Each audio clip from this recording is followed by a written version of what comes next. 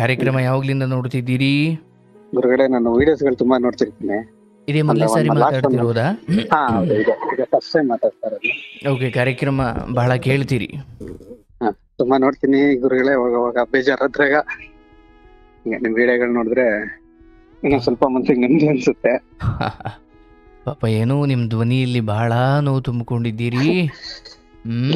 ತುಂಬಾ ನೋವಿದೆ ಗುರುಗಳೇ, ಬಟ್ ಅದಕ್ಕೊಂದ್ ದಾರಿ ಕಂಡ್ಕೊಳ್ಳೋಣ ಅಂತ ಇವಾಗ ಶುರು ಮಾಡಿದೀನಿ. ಆಗ್ಲಿ ಆಗ್ಲಿ, ಎಲ್ಲ ಒಳ್ಳೇದಾಗ್ಲಿ.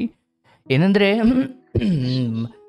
ಬಹುಶಃ ಇವತ್ತು ನೀವು ನೋಡ್ತಾ ಇರೋ ಕಷ್ಟ, ದುಃಖ ಅದೇ ಥರ ಅಥವಾ ಬೇರೆ ರೀತಿಯ ಕಷ್ಟಗಳು ಈ ಹಿಂದೆಯೂ ಬಂದಿದ್ದಾವೆ. ಆದರೆ ನೀವು ಯಾವಾಗಲೂ ತಲೆಯಲ್ಲಿಟ್ಟುಕೊಳ್ಳಿ, ಇದರ ಕುರಿತಾಗಿ ಅಥವಾ ಕಷ್ಟಗಳ ಬಂದಾಗ ಪರಿಹಾರದ ಕುರಿತು ಯೋಚನೆ ಮಾಡೋದ್ರ ಬದಲು ನಾವು ಅದನ್ನು ತಲೆಗೆ ಹಾಕ್ಕೊಂಡು ಊಟ ಬಿಟ್ಟು, ನಿದ್ದೆ ಬಿಟ್ಟು, ಆರೋಗ್ಯ ಕೆಡಿಸ್ಕೊಳ್ಳೋದೆಲ್ಲ ಒಳ್ಳೆಯದಲ್ಲ. ಬಟ್ ನಿಮಗೆ ನಾನು ಬಹಳ ಪ್ರೀತಿಯಿಂದ ಕೇಳ್ಕೊಳ್ಳೋದು, ಹೊರಗಡೆ ಬರ್ಲಿಕ್ಕೆ ಪ್ರಯತ್ನ ಮಾಡ್ತಿದ್ದೀನಿ ಎಂದಿರಲ್ಲ. ಇದೇ ಪ್ರತಿ ಕಷ್ಟಗಳು ಬಂದಾಗ ಮನುಷ್ಯ ಮಾಡಬೇಕಾದ ಮೊದಲ ಹೆಜ್ಜೆ. ಆಯಿತು, ಬಂದಿದೆ, ಆದ್ದರಿಂದ ಹೊರಗಡೆ ಬರಲಿಕ್ಕೆ ಇಲ್ಲಿ ಗುರುಗಳನ್ನ ಕೇಳಬೇಕಾ, ಅಪ್ಪ ಅಮ್ಮನ ಕೇಳಬೇಕಾ, ಅಥವಾ ನಾನೇ ನನ್ನ ಅರಿವನ್ನು ಬಳಸಬೇಕಾ, ಹೇಗೋ ಅದರಿಂದ ಬರೋದಕ್ಕೆ ಪ್ರಯತ್ನ ಮಾಡಬೇಕು. ಬಟ್ ಎನಿವೆ, ಇಲ್ಲಿಂದ ಒಂಚೂರು ನೆಮ್ಮದಿ ಸಿಕ್ಕಿರುತ್ತೆ ಅಂತ ನಾನಾದ್ರೂ ಭಾವಿಸ್ತೀನಿ. ಹೌದೌದು ಗುರುಗಳೇ, ಈಗ ಸ್ವಲ್ಪ ನಮ್ಗನ್ಸುತ್ತೆ ನಿಮ್ದೆ ಅಂತ. ಪೂರ್ತಿ ನೆಮ್ಮದಿ, ಪೂರ್ತಿ ನೆಮ್ಮದಿ ಅಂತ ಇಲ್ಲ ಗುರುಗಳೇ. ಪೂರ್ತಿ ನೆಮ್ಮದಿ ಅಂತ ಯಾವತ್ತೂ ಇಲ್ಲ. ಅಂದ್ರೆ ಇದೆ, ಆದ್ರೆ ಅದು ನನ್ನ ಭಾವಿಸುವಿಕೆಗೆ ಸಂಬಂಧಿಸಿದ್ದು. ಈಗ ಹೆಂಗೆ ಅಂದರೆ, ಗಾಡೀಲಿ ಪಂಚರ್ ಆಗುತ್ತೆ, ಅದು ಕಣಪ್ಪ ಪಂಚರ್ ಹಾಕ್ಸ್ಕೊಂಡು ಬಂದೆ, ಓಕೆ ಎಲ್ಲ ಸರಿ ಹೋಯ್ತು ಅಂದರೆ ಇನ್ನೊಷ್ಟೊತ್ತು ಬಿಟ್ಟು ಹೋದ್ರೆ ಬ್ರೇಕ್ ಫೇಲ್ ಆಗಿರುತ್ತೆ. ಅಂದರೆ ಒಂದು ಸರಿ ಮಾಡ್ಕೊಂಡ್ರೆ ಒಂದು ಕೆಟ್ಟೋಗಿರುತ್ತೆ. ಅಂದರೆ ಎಲ್ಲವೂ ಸರಿ ಇರುವ ಕಾಲ ಅಂತ ಅದು ಬರೋದೇ ಇಲ್ಲ. ಆದರೆ ನಾನು ಭಾವಿಸಬೇಕು, ಮನುಷ್ಯಂಗೆ ಬರದೆ ಮರಕ್ಕೆ ಬರುತ್ತಾ, ಏನಾದರೂ ಬರಲಿ, ನನ್ನ ಸಂತೋಷ ನನ್ನ ಲಾಭ ನಷ್ಟದ ಮೇಲೆ ಅವಲಂಬಿಸಿರಬಾರದು. ನನಗೆ ಲಾಭ ಆದರೆ ನಾನು ಖುಷಿಯಾಗಿರ್ತೀನಿ, ನಷ್ಟ ಆದರೆ ನಾನು ದುಃಖ ಪಡ್ತೀನಿ. ಅಂದರೆ ನನ್ನ ಮನುಷ್ಯನ ಸಂತೋಷ, ಅದನ್ನು ಆತ್ಮಾನಂದ ಅಂತೀವಿ. ನಾವು ಬದುಕಿರೋ ಒಂದು ಕಾರಣ ಸಾಕು. ಯಾಕಂದರೆ ಎಷ್ಟೋ ಜನ ರೋಗದಿಂದ ನರಳುತ್ತಾ ಇದ್ದಾರೆ, ಐಸಿಯುನಲ್ಲಿದ್ದಾರೆ, ಎಷ್ಟೋ ಜನಕ್ಕೆ ಕಾಲಿಲ್ಲ, ಕೈ ಇಲ್ಲ. ಇಂಥದ್ರ ನಡುವೆ ಭಗವಂತ ನಮ್ಮನ್ನು ಆರೋಗ್ಯವಂತವಾಗಿರಿಸಿದ್ದಾನೆ, ಅಥವಾ ಯಾವುದೋ ಒಂದು ರೀತಿಯಲ್ಲಿ ನಾವು ಭಾಗ್ಯವಂತರಿದ್ದೀವಿ. ಎಲ್ಲಿವರೆಗೂ ಮನುಷ್ಯ ತನ್ನ ಸಂತೋಷವನ್ನು ಅವನ ಲಾಭ ನಷ್ಟದ ಮೇಲೆ, ಮತ್ತು ಅವನಿಗೆ ಹಾಕುವ ಜೈಕಾರಗಳು ಅಥವಾ ಅವನಿಗೆ ಫ್ಯಾನ್ಸ್ಗಳು, ಫಾಲೋವರ್ಸ್ಗಳು, ಈ ಹೊರಗಿನ ವಸ್ತುವಿನಿಂದ ಅವನು ನೆಮ್ಮದಿ ಕಂಡುಕೊಳ್ತಾ ಹೋಗ್ತಾನೆ, ಅವನು ಒಂದು ದಿವಸ ದುರಂತವಾಗಿ ಬದುಕುತ್ತಾನೆ. ಯಾಕಂದರೆ ಹೊರಗಿನಿಂದ ಸಿಗುವ ನೆಮ್ಮದಿ ಅಥವಾ ಹೊರಗಿನಿಂದ ಸಿಗುವ ಜೈಕಾರಗಳು ಯಾವಾಗ ಬೇಕಾದರೂ ದೂರ ಆಗಬಹುದು. ಹಾಗಾಗಿ ಆನಂದವನ್ನು, ಅದಕ್ಕೆ ಸುಖ ಬಯಸಬಾರ್ದು, ಆನಂದ ಬಯಸಬೇಕು. ಆನಂದ ನಿನ್ನೊಳಗಡೆ ಹುಟ್ಟುವಂಥದ್ದು, ಸುಖ ಹೊರಗಿನ ವಸ್ತುಗಳಿಂದ, ಹೊರಗಿನ ವ್ಯಕ್ತಿಗಳಿಂದ ಬರತಕ್ಕಂಥದ್ದು. ಹಾಗಾಗಿ ನಿಮಗೆ ಸುಖ ಬೇಡ, ಆನಂದ ಬೇಕು. ಆ ಆನಂದ ಸ್ವಯಂ ನಿಮ್ಮಲ್ಲೇ ಜನ್ಮ ತಾಳುವುದಿದೆ. ಅದನ್ನು ಆಧ್ಯಾತ್ಮಿಕ ದಾರಿಯ ಮೂಲಕ ಕಂಡುಕೊಳ್ಬೇಕು. ಎಲ್ಲಿ ಏನಾಯಿತು ಬಿಡಿಸಿ ಹೇಳಪ್ಪ. ಇಲ್ಲ ಗುರುಗಳೇ, ಒಂದು ಅಪ್ಪರ್ ಇರ್ಬೇಕು, 2017 ಅಲ್ಲಿ ಅನ್ಸುತ್ತೆ ಗುರುಗಳೇ. ನಾನು ಇನ್ನೂ ಕಾಲೇಜಲ್ಲಿದ್ದೆ. ಈಗ ಎಷ್ಟು ವರ್ಷ ನಿಮಗೆ? ಈಗ 28. 28 ವರ್ಷ. 28 ವರ್ಷ ಹೇಳಪ್ಪ. ಈಗ ಕಾಲೇಜಿಗೆ ಹೋಗ್ಬೇಕಾದ್ರೆ ಹಿಂಗೆ ಒಂದು ಆನ್ಲೈನ್ ಆಪ್ ಅಲ್ಲಿ ಹುಡುಗಿ ಪರಿಚಯ ಆಗಿ ಹಂಗೆ ಲವ್ ಆಗಿತ್ತು ಗುರುಗಳೇ. ಅದು ಒಂದು 3-4 ವರ್ಷ. ಎಷ್ಟು ಜನ ಮಕ್ಕಳು? ನಾನು 2 ಗುರುಗಳೇ, 3 ಜನ. ಸೊ ನೀವು ಕಾಲೇಜು ಜೀವನದ ಬಗ್ಗೆ ಮಾತಾಡ್ತಿದ್ದೀರಿ? ಗುರುಗಳೇ, ಕಾಲೇಜು ಜೀವನದ ಬಗ್ಗೆ ಮಾತಾಡ್ತಿದ್ದೀರಿ. ಏನು ಅಂದ್ರೆ ಅವಾಗ ಅದಾಗಿ ಒಂದು 2 ಇಯರ್ಸ್ಗೆಲ್ಲ ನನ್ ಜಾಬ್ ಆಗಿತ್ತು ಗುರುಗಳೇ. ಪ್ರೈವೇಟ್ ಹಾಸ್ಪಿಟಲ್ ಅಲ್ಲಿ ವರ್ಕ್ ಮಾಡ್ಕೊಂಡಿದ್ದೆ. ಇಲ್ಲಿ ಬಿಟ್ಟು ಮತ್ತೆ ಅವ್ರು ಇನ್ನೂ ಇಲ್ಲೇ ಎಜುಕೇಶನ್ ಮಾಡ್ತಾ ಇದ್ರು, ನಾನು ಹೊರಗಡೆ. ಒಂದ್ ನಿಮಿಷ. ಈ ಹುಡುಗಿ ಎಲ್ಲಿ ಪರಿಚಯ ಆದ್ರು? ಆನ್ಲೈನ್ ಅಲ್ಲಿ ಗುರುಗಳೇ. ಆನ್ಲೈನ್ ಅಲ್ಲಿ ಅಂದ್ರೆ ಹೆಂಗೆ? ಆನ್ಲೈನ್, ಇನ್ಸ್ಟಾಗ್ರಾಮ್ ಅಲ್ಲಿ ಪರಿಚಯ ಆದ್ರಿ. ಬಟ್ ಈ ಪ್ರಪೋಸಲ್ ಹೋಗಿದ್ ನಿಮ್ ಕಡೆಯಿಂದಲ್ಲ ಅವ್ರ ಕಡೆಯಿಂದಲ್ಲ? ಇಲ್ಲ, ನಮ್ ಕಡೆಯಿಂದಾನೇ ಹೋಗಿತ್ತು. ಏನಂದ್ರಿ? ಇಬ್ರು. ಅಂದ್ರೆ ಗುರುಗಳೇ, ಅಂದ್ರೆ ಏನಂತ ಪ್ರಪೋಸ್ ಮಾಡದಪ್ಪ ಅಂದೆ? ಪ್ರಪೋಸ್ ಗುರುಗಳೇ, ಇಲ್ಲ ಫಸ್ಟ್ ಅಂದ್ರೆ ಹಂಗೆ ಟೆಕ್ಸ್ಟ್ ಅಲ್ಲಿ ಇತ್ತು, ಮತ್ತೆ ಮೀಟ್ ಮಾಡ್ಬೇಕನ್ನೋದಿತ್ತು. ಮೀಟ್ ಆಯ್ತು. ಮೀಟ್ ಮಾಡಿ ನೋಡಿ ಇಷ್ಟ ಆಯ್ತು. ಅವ್ರುಗಳು ಮಾತಾಡಿದ್ದು, ಅವ್ರದ್ದು ಅಟ್ರಾಕ್ಟ್ ಇದೆಲ್ಲ ನೋಡಿ ಸ್ವಲ್ಪ ಇಷ್ಟ ಆಯ್ತು. ಫಸ್ಟ್ ಲವರ್ಸ್ ಫಸ್ಟ್ ಆಯ್ತು ಅಂತೆಲ್ಲ ಸ್ಟಾರ್ಟಿಂಗ್ ಹಂಗ ಆಗೋಯ್ತು ಗುರುಗಳೇ. ಅಂದ್ರೆ ಈ ಪರಿಚಯ ಎಷ್ಟು ದಿನ ಆದ್ಮೇಲೆ ಈ ಭಾವನೆಗಳೆಲ್ಲ ಕೆರಳಿದ್ದು? ಪರಿಚಯ ಆಗಿ ಒಂದು 2 months ಆಗಿತ್ತು ಗುರುಗಳೇ. ಫೋನ್ ಎಲ್ಲ ಟೆಕ್ಸ್ಟ್ ಇಷ್ಟ ಇದ್ದಿದ್ದು, ಮೆಸೇಜ್ ಅಷ್ಟೇ ಮಾಡ್ತಾ ಇದ್ವು. ಓಕೆ. ಅದಾದ್ಮೇಲೆ ಇಲ್ಲೇ ನಾನು ಇರೋ ಹತ್ರನೇ ಅವರೇ ಬಂದಿದ್ರು. ಮೀಟ್ ಮಾಡಿ ಫೇಸ್ ಟು ಫೇಸ್ ಮೀಟ್ ಮಾಡಿದ್ದಾದ್ಮೇಲೆ ನಾನೇ ಪ್ರಪೋಸ್ ಮಾಡಿದೆ ಗುರುಗಳೇ. ಓಕೆ. ಅದಾಯ್ತು. ನೆಕ್ಸ್ಟ್ ಒಂದು 3 years ಹಂಗೆ ಕಂಟಿನ್ಯೂ ಆಯ್ತು ಗುರುಗಳೇ. ನಾನು ಹೇಳ್ದಂಗೆ ಇರ್ತಿದ್ರು, ಹೇಳಿದ್ ಯಾವ್ದೂನು ದಾಟ್ತಿರ್ಲಿಲ್ಲ. ನೆಕ್ಸ್ಟ್ ನಾನ್ ಮತ್ತೆ ಬೆಂಗ್ಳೂರ್ಗೆ ಹೋಗೋದ್ ಬಂತು. ಬೆಂಗ್ಳೂರ್ಗೆ ಹೋಗಿ ಮತ್ತೆ ಅಲ್ಲಿಂದ ಇವ್ರೊಬ್ರೇ ಇದ್ರು ಅಂತ ನಾನು ಅಲ್ಲಿಂದ ಬಿಟ್ಟು ಬಂದು ನಾನಿರೋ ಹತ್ರನೇ ವರ್ಕ್ ಮಾಡ್ಕೊಂಡು. ಇವ್ರೊಬ್ರೇ ಇದ್ರು ಅಂದ್ರೆ ಅಪ್ಪ ಅಮ್ಮ ಇರ್ಲಿಲ್ವಾ? ಅಂದ್ರೆ ಇಲ್ಲ ಇದ್ರು ಗುರುಗಳೇ. ಅಂದ್ರೆ ನಾನು ಅಲ್ಲಿರೋದಕ್ಕೆ ಡೈಲಿ ಬೆಳಗ್ಗೆ ಸಂಜೆ ಫೋನ್ ಮಾಡಿ, ಅಂದ್ರೆ ನನ್ಗಲ್ಲಿ ಸ್ವಲ್ಪ ಹೊಸ್ದಲ್ಲ ಗುರುಗಳೇ ಅವಾಗ ಬೆಂಗಳೂರು. ಓಕೆ, ನಿಮ್ ದೃಷ್ಟಿಯಲ್ಲಿ ನೀವ್ ಇಲ್ಲದೆ ಇರೋ ಕಾರಣಕ್ಕೆ ಅವಳು ಒಬ್ಳೇ ಇದ್ದಾಳೆ ಅನ್ನೋ ಭಾವನೆ. ಅಂದ್ರೆ ಅವ್ರೊಬ್ರೆ ಇಲ್ಲಿದ್ರು ಅಂತ. ಅದಕ್ಕೂ ಮುಂಚೆ ಕಾಲೇಜಿಗೆ ಇಲ್ಲೇ ಹೋಗ್ತಿದ್ರು. ವಾರದಲ್ಲಿ 1-3 ದಿವಸ ಆದ್ರೂ ಮೀಟ್ ಮಾಡ್ತಿದ್ವು. ಅಂದ್ರೆ ಹಂಗೆ ಚೆನ್ನಾಗಿತ್ತು ಅನ್ಸ್ತಿತ್ತು ಅವಾಗ. ಓಕೆ. ಅದಾದ್ಮೇಲೆ ಬೆಂಗಳೂರಿಗೆ ಹೋದೆ. ಮತ್ತೆ ಅಲ್ಲಿಂದ ಇಲ್ಲಿ ಇವ್ರೊಬ್ರೆ ಇರ್ತಾರೆ, ಇವ್ರನ್ನ ಅಂದ್ರೆ ಮೀಟ್ ಮಾಡಕ್ ಆಗ್ತಾ ಇಲ್ಲ ಅಂತ ಹೇಳಿ ನಾನು ಇಲ್ಲೇ ಬಂದೆ. ಮತ್ತೆ ಇಲ್ಲೇ ವರ್ಕ್ ಇಲ್ಲೇ ಸ್ಟಾರ್ಟ್ ಮಾಡಿದೆ. ಅದಾದ್ಮೇಲೆ ಏನಂದ್ರೆ ಗುರುಗಳೇ, ಇಲ್ಲಿ ಬಂದು ಕ್ಯಾಸ್ಟ್ ಸ್ವಲ್ಪ ಮಧ್ಯ ಬಂತು. ನಿಮಗೂ ಅವ್ರಿಗೆ ಇರೋದು ಇಬ್ರು ಹೆಣ್ಮಕ್ಳೆ. ಓಕೆ. ನನ್ ಕ್ಯಾಸ್ಟ್ ಬೇರೆ, ಅವ್ರ ಕ್ಯಾಸ್ಟ್ ಬೇರೆ. ಮಧ್ಯ ಸ್ವಲ್ಪ ಅವ್ರ ಹೆಂಗೆ ಅಂದ್ರೆ ನನ್ ಕೈ ಮೀರಿ ಹೋಗ್ಬಿಟ್ಟಿದ್ರು ಮಧ್ಯ. ಕೆಲವೊಂದು ಸ್ಟಾರ್ಟಿಂಗ್ ಎಲ್ಲ ರಿಸ್ಟ್ರಿಕ್ಷನ್ ಗಳಿದ್ದು, ಮುಂಚೆ ಎಲ್ಲ ರಿಸ್ಟ್ರಿಕ್ಷನ್ ಹೇಳಿದ್ ಯಾವ್ದು ಇರ್ತಿರ್ಲಿಲ್ಲ. ಇವಾಗ ಅದನ್ನೆಲ್ಲ ನಾನು ಏನ್ ಹೇಳಿದ್ರು ಆಪೋಸಿಟ್ ಆಗಿ. Okay okay. ಈ ಮಧ್ಯೆ ಕೈ ಬಿಟ್ಟು ಅಥವಾ ಕೈ ಮೀರಿ ಹೋಗಿದ್ರು ಅಂದ್ರೆ ಏನ್ ಯಾವ ತರ? ಅಂದ್ರೆ ಈಗ ನಾನೇನಾದ್ರೂ ಎಲ್ಲಾದ್ರೂ ಹೋಗ್ಬೇಡ ಅಂದ್ರೆ. ಓಕೆ. ನಿಮ್ ರಿಸ್ಟ್ರಿಕ್ಷನ್ ಏನಿರ್ತಿತ್ತು ಅಂದಾಜು ಸುಮ್ನೆ ಹೇಳೋದು? ಅಂದ್ರೆ ಅವ್ರು ಹೋಗೋ ಪ್ಲೇಸ್ ಸರಿ ಇರ್ತಿರ್ಲಿಲ್ಲ. ಓಕೆ. ಬಟ್ ಹುಡುಗರ ಹತ್ರ ಹೋದ್ರೆ ಆ ಸರ್ಕಲ್ ಅಲ್ಲಿ ನೋಡಿದ್ದೆ ನಾನು ಯಾವ ತರ ಹುಡುಗರು ಎಲ್ಲೆಲ್ಲಿ ಹೋದ್ರೆ ಏನೇನ್ ಮಾಡ್ತಾರೆ, ಯಾವ ತರ ನೋಡ್ತಾರೆ. ಓಕೆ. ಬಟ್ ಅವರು ನಾನು ಹೇಳೋದು ಯಾವ್ದನ್ನು ತಗೋತಿರ್ಲಿಲ್ಲ ಅಷ್ಟಾಗಿ. ಅಂದ್ರೆ ಅದು ಅವ್ರಿಗೆ ಇನ್ನೂ ಹೊಸ ಜಾಗ ಇದ್ದು ಇಲ್ಲಿ ಬಂದು 3 ವರ್ಷ ಇತ್ತು. 4ನೇ ವರ್ಷ ಫೈನಲ್ ಇಯರ್ ಅಂದ್ಮೇಲೆ ಸ್ವಲ್ಪ ಅವ್ರಿಗೆಲ್ಲ ಫ್ರೆಂಡ್ ಸರ್ಕಲ್ ಜಾಸ್ತಿ ಆಯ್ತು ಅನ್ಸುತ್ತೆ ಗುರುಗಳೇ. ಏನಪ್ಪಾ ಫ್ರೆಂಡ್ ಸರ್ಕಲ್ ಜಾಸ್ತಿ ಆಯ್ತು ಅನ್ಸುತ್ತೆ ಗುರುಗಳೇ. ಫ್ರೆಂಡ್ ಸರ್ಕಲ್ ಜಾಸ್ತಿ ಆಯ್ತು. ಫ್ರೆಂಡ್ ಸರ್ಕಲ್ ಜಾಸ್ತಿ ಆಯ್ತು. ಅಂದ್ರೆ ನಿಮ್ಗೂ ಅವ್ರಿಗೂ ಎಷ್ಟು ವರ್ಷ ಏಜ್ ಅಂತರ ಇರೋದು? ಅವ್ರಿಗೆ ನಮಗೂ 4 years. ನಿಮ್ಗೂ ಅವ್ರಿಗೂ 4 ವರ್ಷಗಳ ಅಂತರ. ಅಂದ್ರೆ ನೀವು 28 ಅಂದ್ರೆ ಅವ್ರು 24. ಇವಾಗ present. Okay okay fine. But ಅಲ್ಲಿ ನೀವೊಂದಷ್ಟು ರೆಸ್ಟ್ರಿಕ್ಷನ್ಸ್ ಆಗ್ತಿದ್ರಿ. ಆರಂಭದಲ್ಲಿ ಅದನ್ನ ಪಾಲಿಸುವಂತೆ ಕಂಡ್ರು ಕೂಡ ಹೋಗ್ತಾ ಹೋಗ್ತಾ ಹೋಗ್ತಾ ಅದು ಯಾಕೋ ಸರಿ ಹೋಗ್ತಿಲ್ಲ ಅನ್ಸ್ತು. ಅಲ್ಲೇನಾಯ್ತು? ಏನಿಲ್ಲ ಗುರುಗಳು, ಅದು ಸ್ವಲ್ಪ ಬ್ರೇಕಪ್ ಆಯ್ತು. ಅಂದ್ರೆ ಬ್ರೇಕಪ್ ಅಂದ್ರೆ ನಂದೇ ಸ್ವಲ್ಪ ಅವ್ರದ್ದು ಕ್ಯಾಸ್ಟ್, ಅವ್ರದ್ದು ಬೇರೆ ಕ್ಯಾಸ್ಟ್ ಇತ್ತು, ನಂದ್ ಬೇರೆ ಕ್ಯಾಸ್ಟ್ ಇತ್ತು.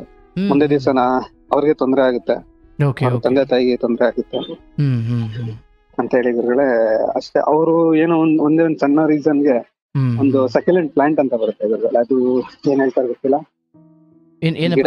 ಗಿಡ, ಸಕ್ಯುಲೆಂಟ್ ಪ್ಲಾಂಟ್. Okay okay. ಅಂದ್ರೆ ಅದು ಲೈಕ್ ಶೋ ಗಿಡ ತರನಾ? ಶೋ ಗಿಡ ತರ. ಓಕೆ. ಆ ತರ ಗಿಡ ಕೊಟ್ಟಿ ಇದೇನಾದ್ರು ಒಣಗ್ತು ಅಂದ್ರೆ ನೀನ್ ಬೇರೆಯವ್ರ ಹತ್ರ ಬೇರೆಯವ್ರ ಹತ್ರ ನಿನ್ಗೆ ಅಫೇರ್ ಇದೆ ಈ ತರ ಎಲ್ಲ ಹೇಳಿ ಸ್ವಲ್ಪ ಅವಾಯ್ಡ್ ಮಾಡಕ್ ಸ್ಟಾರ್ಟ್ ಮಾಡಿದ್ರು. ಅಂದ್ರೆ ಅವ್ರು ನಿಮ್ಗೆ ಹೇಳಿದ್ದ? ನನಗೆ ಅವಾಯ್ಡ್ ಮಾಡಕ್ ಸ್ಟಾರ್ಟ್ ಮಾಡಿದ್ರು. ಬಟ್ ಅದೇನಾಯ್ತಂದ್ರೆ ನಾನು ಡೈಲಿ ಅಪ್ಡೇಟ್ ಮಾಡ್ಬೇಕಿತ್ತು ಗುರುಗಳೇ. ಅದು ಏನಂತ? ಅದೇಗಿದೆ ಅನ್ನೋದನ್ನ ಅಪ್ಡೇಟ್ ಮಾಡ್ಬೇಕಿತ್ತು. ಒಂದ್ ನಿಮಿಷ, ನನ್ಗೆ ಅರ್ಥ ಆಗ್ಲಪ್ಪ. ಆ ಗಿಡ ಕೊಟ್ಟಿದ್ ಯಾರು? ಹುಡ್ಗಿ ಕೊಟ್ಟಿದ್ದು ಗುರುಗಳೇ. ಯಾಕೆ ಕೊಟ್ಟಿದ್ದು? ಅಂದ್ರೆ ಅವ್ರು ಇದನ್ನ ನೀನು ನೀಟಾಗಿ ನೋಡ್ಕೋ, ಇದೇನಾದ್ರೂ ಇದು ಈ ಗಿಡ ಏನಾದ್ರು ಒಣಗಕ್ ಸ್ಟಾರ್ಟ್ ಆಗ್ತು ಅಂದ್ರೆ ನೀನ್ ಬೇರೆಯವ್ರ ಹತ್ರ ಅಫೇರ್ ಇದ್ಯಾ, ಇದು ಲವರ್ಸ್ ಪ್ಲಾಂಟ್ ಅಂತಾನೆ ಹೇಳ್ತಾರೆ ಅಂತಾನೆ ಹೇಳಿ, ಈ ತರ ಎಲ್ಲ ಹೇಳಿ. ನೀವು ದಿವಸ ಗಿಡಕ್ ನೀರ್ ಹಾಕುದ್ರ ಕತೆ ಹೇಳಿ. ಅಲ್ಲ ಗುರುಗಳೇ, ಅದೇನೈತಂದ್ರೆ ಅದು ಸ್ವಲ್ಪ ಜನರಲ್ ನಾಲೆಡ್ಜ್ ಅನ್ಸುತ್ತೆ. ಮೇಲ್ಗಡೆ ಎಲೆ ಚಿಗುರ್ಬೇಕಂದ್ರೆ ಕೆಳಗಡೆ ಎಲೆ ಒಣಗ್ಲೇಬೇಕಲ್ಲ ಗುರುಗಳು. ಹೌದು. ಸ್ವಲ್ಪ ನೀರ್ ಜಾಸ್ತಿ ಆಯ್ತು ಅಂದ್ರೆ ಕೆಳಗಡೆ ಮಣ್ಣಿರುತ್ತೆ, ಮಣ್ಣಿಗೆ ಟಚ್ ಆದ್ರೆ ಸ್ವಲ್ಪ ಕೆಳಗಡೆ ಎಲೆ ಒಣಗಕ್ ಸ್ಟಾರ್ಟ್ ಆಗುತ್ತೆ. ಅದು ಒಂದು 1 month ವರ್ಗು ಇತ್ತು. ನೆಕ್ಸ್ಟ್ ದೊಡ್ಡದಾಗ್ತಾ ಆಗ್ತಾ ಮಣ್ಣಿಗೆ ಟಚ್ ಆಗಿ ಒಣಗಕ್ ಸ್ಟಾರ್ಟ್ ಆಗುತ್ತೆ. ಅಲ್ಲಿಗೆ ಮುಗಿತು ಗುರುಗಡೆ. ಅಂದ್ರೆ ನಾನು ಅವರಿಗೆ ನಾನು ಯಾರು ಬೇರೆಯವ್ರು ಅಫೇರ್ ಇಟ್ಕೊಂಡಿದೀನಿ ಅನ್ನೋ ತರ ಮೆಂಟಲಿ ಫಿಕ್ಸ್ ಆಗೋದ್ರು. Okay okay. ನನಗೆ ಸ್ವಲ್ಪ ಅವಾಗ ನಾನು ವರ್ಕ್ ಮಾಡ್ತಾ ಇದ್ನಲ್ಲ ಗುರುಗಳೇ, ಅವಾಗ ನಂದು ಸ್ವಲ್ಪ ಈಗೋ ಅನ್ನೋದಿತ್ತು. ಇಷ್ಟೆಲ್ಲ ನಾನು ಕೇಳ್ಬೇಕು ಅನ್ನೋದು. ನಾನು ಸ್ವಲ್ಪ ಆಯ್ತು 1 month ಸ್ವಲ್ಪ ನಾನು ದೂರ ಇದ್ಬಿಡೋಣ ಅಂತ ಗ್ಯಾಪ್ ತಗೊಂಡೆ ಗುರುಗಳೇ. ಅವ್ರು 1 month ಗ್ಯಾಪ್ ತಗೊಂಡು ಫೋನ್ ಕಾಂಟ್ಯಾಕ್ಟ್ ಎಲ್ಲ ಏನಿಲ್ಲ. 3 months ಹಂಗೆ ಕಂಟಿನ್ಯೂ ಆಗುತ್ತೆ. ಓಕೆ. ನಿಮ್ಗೆ ಇಲ್ಲೊಂದು ಬಲವಾದ ಕಾರಣ ಕೂಡ ಇತ್ತು, ಜಾತಿ ಬೇರೆ ಇದೆ ಅನ್ನೋದು. ಹೌದು ಗುರುಗಳೇ, ಜಾತಿ ಅಂದ್ರೆ ನನ್ಗೆ ಅನ್ನಿಸ್ತು ನಂದು ಸ್ವಲ್ಪ ಅಂದ್ರೆ ಅವ್ರದ್ದು ಮನೇಲಿ ಇಬ್ರು ಹೆಣ್ಮಕ್ಳು. ಇಟ್ಸ್ ಓಕೆ, ಬಟ್ ಅದೇ ಸಮಯಕ್ಕೆ ಆಕೆನೂ ಒಂದು ಕಾರಣ ಹುಡ್ಕೊಂಡು ಬಂದಿದ್ಲು. ಹೌದೌದು, ಅವ್ರು ರೆಡಿ ಮಾಡ್ಕೊಂಡ್ರೆ ಅಷ್ಟರಲ್ಲಿ ಎರಡಕ್ಕೂ ಅಲ್ಗೂ ಸರ್ ಆಯ್ತು. ಫ್ರೆಂಡ್ ಸರ್ಕಲ್ ಜಾಸ್ತಿ ಆಯ್ತಲ್ಲ ಗುರುಗಳೇ, ಓಕೆ, ನನ್ಗನ್ಸುತ್ತೆ. ನೆಕ್ಸ್ಟ್ ಏನ್ ಮಾಡಿದ್ರು, ಒಂದ್ ಮಂತ್ ಹೋಗಿ 3 months ಹಂಗೆ 3 months ಕಂಟಿನ್ಯೂ ಆಗ್ಬಿಡುತ್ತೆ. ಏನು ಅಂದ್ರೆ ಗ್ಯಾಪ್ 1 month ಇದ್ದಿದ್ ಗ್ಯಾಪ್ 3 months ಗ್ಯಾಪ್ ಆಯ್ತು. ಓಕೆ, ಮಾತಾಡಿ 3 ತಿಂಗಳಾಗಿತ್ತು. ಮತ್ತೆ ಅವ್ರ ಕಡೆನೂ ರೆಸ್ಪಾನ್ಸ್ ಇಲ್ಲ, ನನ್ ಕಡೆನೂ ರೆಸ್ಪಾನ್ಸ್ ಇಲ್ಲ. ನೆಕ್ಸ್ಟ್ ಏನೋ ಅವ್ರಿಗೇನೋ ಜಾಬ್ ಆಗ್ತು ಅಂತ ಹೇಳಿ ಒಂದ್ ಮೆಸೇಜ್ ಬಂದಿತ್ತು ಅಷ್ಟೇ ಗುರುಗಳ. Okay, government job? ಇಲ್ಲ ಇಲ್ಲ ಗುರುಗಳ, ಗೌರ್ಮೆಂಟ್ ಜಾಬ್ ಏನಿಲ್ಲ, ನಾರ್ಮಲ್. ಓಕೆ. ಮತ್ತೆ ಲಾಸ್ಟ್ ಒಂದ್ ಮೀಟು ಒಂದ್ ದೇವಸ್ಥಾನದಲ್ಲಿ ಹೋಗಿ, ದೇವಸ್ಥಾನದಲ್ಲಿ ಹತ್ರ ದೇವಸ್ಥಾನಕ್ಕೆ ಹೋಗ್ಬೇಕಿತ್ತು. ದೇವಸ್ಥಾನಕ್ಕೆ ಹೋಗಿ ಲಾಸ್ಟ್ ಮೀಟ್ ಮಾಡ್ಕೊಂಡು ಅವ್ರ ಪಾಡಿಗೆ ಅವ್ರು ಹೋದ್ರು. ದೇವಸ್ಥಾನ ಕರ್ದಿದ್ರು ಒಟ್ನಲ್ಲಿ, ನಾನು ಹೋಗ್ಬೇಕು ಅನ್ಕೊಂಡಿದ್ದೆ, ಬನ್ನಿ ನೀವು ಅಂತ ಹೇಳಿ. ದೇವಸ್ಥಾನಕ್ಕೆ ಹೋಗೆಲ್ಲ ಆಯ್ತು. ಅಲ್ಲಿಗೆ ನನ್ಗೆ ಫುಲ್ ಸ್ವಲ್ಪ ಡಿಪ್ರೆಷನ್ ತರ ಹೊಟ್ಟೋಗ್ಬಿಟ್ಟಿದ್ದೆ ಗುರುಗಳೇ. ಅಂದ್ರೆ ದೇವಸ್ಥಾನಕ್ಕೆ ಹೋಗೋ ಅಷ್ಟೊತ್ತಿಗೆ ನೀವು ರೋಗಿ ಆಗಿದ್ರಿ? ಇಲ್ಲ, ಅಂದ್ರೆ ಅದ್ ಮುಗಿದ್ಮೇಲೆ ಗುರುಗಳೇ. ನಾನ್ ಅನ್ಕೊಂಡೆ ಇವಾಗಾದ್ರೂ ಸರಿ ಹೋಗ್ಬೋದು, ಸರಿ ಹೋಗುತ್ತೆ ಇನ್ಮೇಲಾದ್ರೂ. ಓಕೆ, ಆ ದೇವಸ್ಥಾನದಲ್ಲಿ ಏನ್ ಮಾತಾಡಿದ್ರಿ ನೀವು? ಏನಿಲ್ಲ ಗುರುಗಳೇ, ಅವ್ರಿಗೆ ಏನಿತ್ತೋ ಗೊತ್ತಿಲ್ಲ, ಅವರೇ ಕರ್ದಿದ್ದು ದೇವಸ್ಥಾನಕ್ಕೆ ಹೋಗ್ಬೇಕು ಬಾ ಅಂತ. ದೇವಸ್ಥಾನಕ್ಕೆ ಹೋದ್ರು ಅಷ್ಟೇ, ಮೀಟ್ ಮಾಡಿದ್ರು. ಇನ್ನೇನು ಬೇರೆ ಏನು ನೆಕ್ಸ್ಟ್ ಕನ್ವರ್ಸೇಷನ್ ಇಲ್ಲ ಗುರುಗಳೇ. ಈ ನಾರ್ಮಲ್ ಏನಾಗ್ಬಿಡುತ್ತೆ, ಸುಮ್ಮನೆ ಮಧ್ಯದಲ್ಲಿ ಸ್ವಲ್ಪ ನಿಮ್ಮನ್ನ ನಿಲ್ಲಿಸ್ತಾ ಇದೀನಿ. ಇಂಥದ್ದೆಲ್ಲ ನಾವು ಕತೆ ಕೇಳಿದಾಗ ಅಯ್ಯೋ ನನಗಿಂತ ನಿಂಗೆ ಚೆನ್ನಾಗಿರೋ ಹುಡುಗಿ ಸಿಗ್ತಾಳೆ, ಇದೊಂದೇನು ಈ ಲಾಸ್ಟ್ ಎಂಡ್ ಡೈಲಾಗ್ ಇದೆ. ಅದು ನಿರೀಕ್ಷೆ ಅಂದ್ರೆ ಅಲ್ಲೇನ್ ಮಾತಾಡ್ಬೇಕಿತ್ತು ಅದ್ ಮಾತಾಡಿಲ್ಲ. ಓಕೆ, ಬಟ್ ಅಷ್ಟೇ ದೇವಸ್ಥಾನಕ್ಕೆ ಹೋದ್ರು, ಕರ್ಕೊಂಡು ಹೋದ್ರು. ಒಂದ್ಸರಿ ನಾನು ಆಯ್ತು ಬರ್ತೀನಿ ಅಂತ ಹೇಳಿ ಅವ್ರ ಪಾಡಿಗೆ ಅವ್ರು ಹೊರಟ್ರು, ನನ್ ಪಾಡಿಗೆ ನಾನು ಹೊರಟೆ. ನನಗೂ ಸ್ವಲ್ಪ ಮಧ್ಯ ಇಷ್ಟೆಲ್ಲಾ ಮಾಡಿ ಹಿಂಗ್ ಮಾಡಿದ್ರಲ್ಲ ಅಂದ್ರೆ ನಾನು ತುಂಬಾನೇ ಖರ್ಚು ಮಾಡಿದ್ದೆ ಗುರುಗಳು.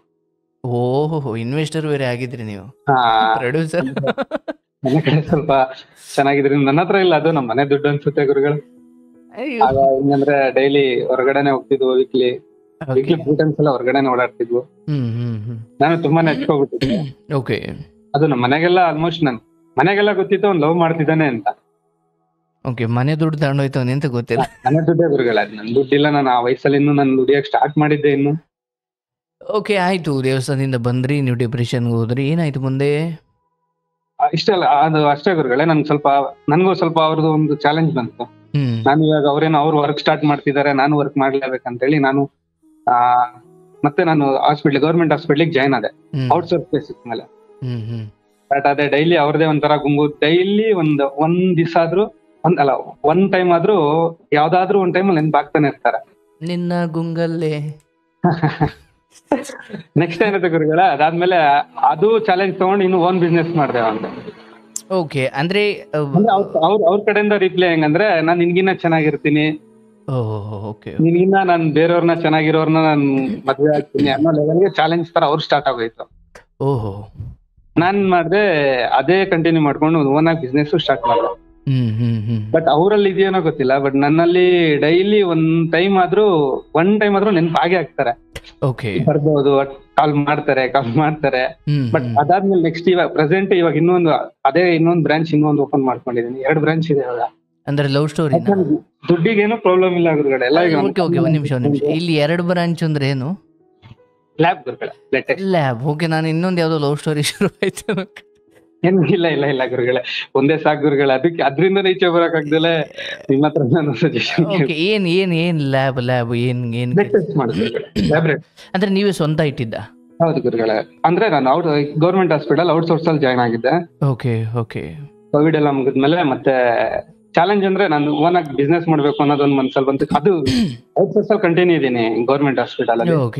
ಓಕೆ. ಅಲ್ಲೇ ನಿಯರೆಸ್ಟ್ ಅಲ್ಲಿ ಒಂದು ಲ್ಯಾಬ್ ಓಪನ್ ಮಾಡಿ, ಮತ್ತೆ ಏನ್ ಬಂತು ಅಂದ್ರೆ ಅವ್ರ ಕಡೆಯಿಂದ ನಾನು ಇನ್ನೂ ಅವ್ರಿಗಿನ್ನ ಚೆನ್ನಾಗಿರ್ತೀನಿ, ನನ್ ನೋಡಿ ಹುರ್ಕೊಬೇಕು ಅವರು. ನನ್ನಲ್ಲಿ ಆತರ ಇರ್ಲಿಲ್ಲ. ಯಾವಾಗ ಆತರ ಸ್ಟಾರ್ಟ್ ಮಾಡಿದ್ರು ನನ್ಗೂ ಇನ್ನೂ ಸ್ವಲ್ಪ ಜಾಸ್ತಿ ಆಗಿ ಇನ್ನೊಂದ್ ಕಡೆ ಇನ್ನೊಂದು ಲ್ಯಾಬ್ ಓಪನ್ ಮಾಡ್ಕೊಂಡು ಇವಾಗ ಎಲ್ಲಾ ಕಡೆ ಚೆನ್ನಾಗಿದ್ದೀನಿ. ಅಂದ್ರೆ ದುಡ್ಡಲ್ಲೆಲ್ಲ ಚೆನ್ನಾಗಿದ್ದೀನಿ. ಬಟ್ ಪ್ರೆಸೆಂಟ್ ಒನ್ ಟೈಮ್ ಆದ್ರೂ ಯಾವ ರೀತಿ ಇಲ್ಲಾದ್ರೂ ನೆನ್ಪಾಗಿ ಆಗ್ತಾರೆ ಗುರುಗಳೇ. ಒಂದ್ ಟೈಮ್ 5 ನಿಮಿಷ ಆದ್ರೂ ಫೀಲ್ ಆಗ್ಬಿಡುತ್ತೆ ಮನ್ಸು. ಏನ್ ಫೀಲ್ ಆಗುತ್ತೆ? ಬಿಡಬಾರ್ದಿತ್ತು ಅಂತಲ್ಲ? ನಾನ್ ತಪ್ಪು ಮಾಡ್ಕೊಂಡ ಯಾಕಿಂಗೆ, ಮತ್ತೆ ಅವ್ರಿಗೆ ಯಾಕೆ ಹಿಂಗ್ ಕಾಡ್ತಿದ್ದಾರೆ, ಡೈಲಿ 1 ದಿವಸ ಆದ್ರೂ ಕಾಡ್ತಾರೆ ಗುರುಗಳೇ. ಏನಕ್ಕೆ ಹೆಂಗ್ ಮರಿಬೇಕು ಅನ್ನೋದು, ಇದಕ್ಕೆ ಇವ್ರನ್ನ ಹೆಂಗ್ ದೂರ ಮಾಡ್ಕೊಬೇಕು ಅನ್ನೋದು. ಮದ್ವೆ ಆಗಿದ್ಯಾ? ಇಲ್ಲ ಗುರುಗಳೇ, ಇನ್ನು ಮದ್ವೆ ಆಗಿಲ್ಲ. ಮತ್ತೆ ಈಗೆಲ್ಲ ಸರಿ ಇದ್ರೆ ಮತ್ತೆ ಪ್ರೀತಿ ಮಾಡಿ ಮನೆಯವ್ರನ್ನ ಒಪ್ಸಿ ಆಗೋದಲ್ಲ?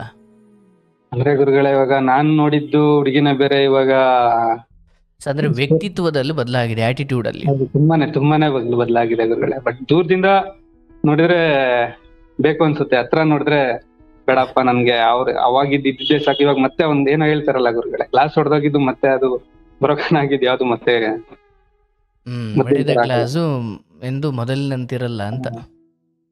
ಬಟ್ ದೂರದಿಂದ ಒಡೆದ ಹೃದಯಗಳು ಬಟ್ ಅವ್ರಿಗೆ ಗೊತ್ತಿಲ್ಲ. ಬಟ್ ನನ್ಗೆ ಇವತ್ತಿಗೂ ಒಂದ್ ಟೈಮ್ ಆದ್ರೂ ಅವ್ರ ನೆನ್ಪಾಗೆ ಆಗುತ್ತೆ. ನೆನ್ಪಾಗ್ದಿರೋ ತರ ಏನೇನಾದ್ರೂ ಮಾಡೋಣ ಅಂತ ನೆನ್ಪಾಗ್ದಿರೋ ತರ ಎಲ್ಲಾದ್ರೂ ಒಂದು ಬೇರೆ ಬೇರೆ ಆಕ್ಟಿವಿಟೀಸ್ ಹೋಗಿರ್ತೀನಿ. ಆ ಜಾಗದಲ್ಲಿ ಹೋದ್ರೆ ಒಂದ್ ಟೈಮ್ ಆದ್ರೆ ಏನಾದ್ರೂ ಒಂದ್ ನೋಡಿದ್ರೆ ಈ ಟೈಮಲ್ಲಿ ನಾನು ಹಿಂಗಿರ್ತಿದ್ದೆ ಜೊತೆಲಿ. ಸಮಸ್ಯೆ ಗುರುಗಳೇ, ಇಲ್ಲಿವರೆಗೂ ನನ್ನ ಲೈಫಲ್ಲಿ ನಾನು ಚೆನ್ನಾಗೇ ಆಗ್ಬಿಟ್ಟಿದ್ದೀನಿ. ಬಟ್ ಒಂದ್ ದಿವ್ಸ ಆದ್ರೂ ಅವ್ರ ನೆನಪು ಕಡೆ ಕಡುತ್ತೆ. ಒಂದ್ ಟೈಮ್ ಆದ್ರೂ ಒಂದ್ ನಿಮಿಷ ಆದ್ರೂ ಕಡೆ ಕಡುತ್ತೆ ಗುರುಗಳೇ, ಎವ್ರಿ ಡೇ. ಆಯ್ತಪ್ಪ, ಈಗ ತುಂಬಾ ಪ್ರಾಮಾಣಿಕವಾಗಿ ಪ್ರೀತಿ ಮಾಡಿ ಅಥವಾ ಬದುಕಿನ ಕುರಿತು ಅವಳ ಜೊತೆ ಹಿಂಗಿರ್ಬೇಕು ಹಂಗಿರ್ಬೇಕು, ಇವನ್ ಆ ಸಮಯಕ್ಕೆ ಅವರು ಕೂಡ ಹಂಗೆ ವರ್ತನೆ ಮಾಡಿರ್ತಾರೆ. ಕನಸು ಕಟ್ಕೊಳ್ಳಿಕ್ಕೆ ಅವರೇ ಬೆಂಬಲ ನೀಡಿರ್ತಾರೆ. ಇವನ್ ನಮ್ಮ ಕನಸುಗಳೆಲ್ಲ ಅವಳೊಂದಿಗೆ ಈಡೇರ್ತವೇನೋ ಅನ್ನೋ ಭಾವನೆಯಲ್ಲಿ ನಾವು ಇರ್ತೀವಿ. ಅಂದ್ರೆ ಇಲ್ಲಿ ಪ್ರೀತಿ ಅನ್ನುವಂತಹ ಪದದ ನಿಜವಾದ ಅರ್ಥಕ್ಕೆ ಬಂದ್ರೆ ಅವಳಿಗೆಲ್ಲಾದ್ರೂ ಇರ್ಲಪ್ಪ, ಚೆನ್ನಾಗಿರ್ಲಿ ಅನ್ನೋ ಭಾವನೆಯೇ ಪ್ರೀತಿಯ ಮೂಲ ವ್ಯಾಖ್ಯಾನ ಅಲ್ಲಪ್ಪ. ಅದೇ ಪ್ರೀತಿ. ಈಗ ನೀವು ಹೇಳ್ದಂಗೆ ನೆನಪೇ ಆಗಬಾರ್ದು, ಇಲ್ಲಪ್ಪ. ಯಾವುದು ನಿನ್ನ ಬದುಕಿನ ಏಳಿಗೆಗೆ ಛಲವನ್ನ ಕೊಡ್ತು, ಯಾವುದು ನೀನು 2-3 ಬ್ರಾಂಚ್ ತೆಗೆಯುವಂತೆ ನಿನ್ನಲ್ಲಿ ಒಂದು ಉತ್ಸಾಹವನ್ನ, ಛಲವನ್ನ, ಹಠವನ್ನ ಕೊಡ್ತು, ಅದನ್ನ ಅಷ್ಟು ಬೇಗ ಮರಿಬಾರ್ದು ಕೂಡ. ಅಂಡ್ ಅದು ನೆನಪಾಗುವುದಿದೆಯಲ್ಲ, ಅದೇನು ಶಾಪವೇನಲ್ಲ. ಆದ್ರೆ ಆ ನೆನಪುಗಳನ್ನ ನಾವು ಹೇಗೆ ಸ್ವೀಕರಿಸ್ತೀವಿ ಅಂತ. ಈಗ ಆ ನೆನಪು ಬರಬಾರ್ದು ಒಂದು 2 ದಾರಿ: ಒಂದು ಸಾಯ್ಬೇಕು, ಇಲ್ಲ ಆಕ್ಸಿಡೆಂಟ್ ಆಗಿ ಮೆಮೊರಿ ಲಾಸ್ ಆಗ್ಬೇಕು. ನೆನಪುಗಳು ಬದುಕಿಗೆ ವರವೂ ಹೌದು, ಶಾಪವೂ ಹೌದು.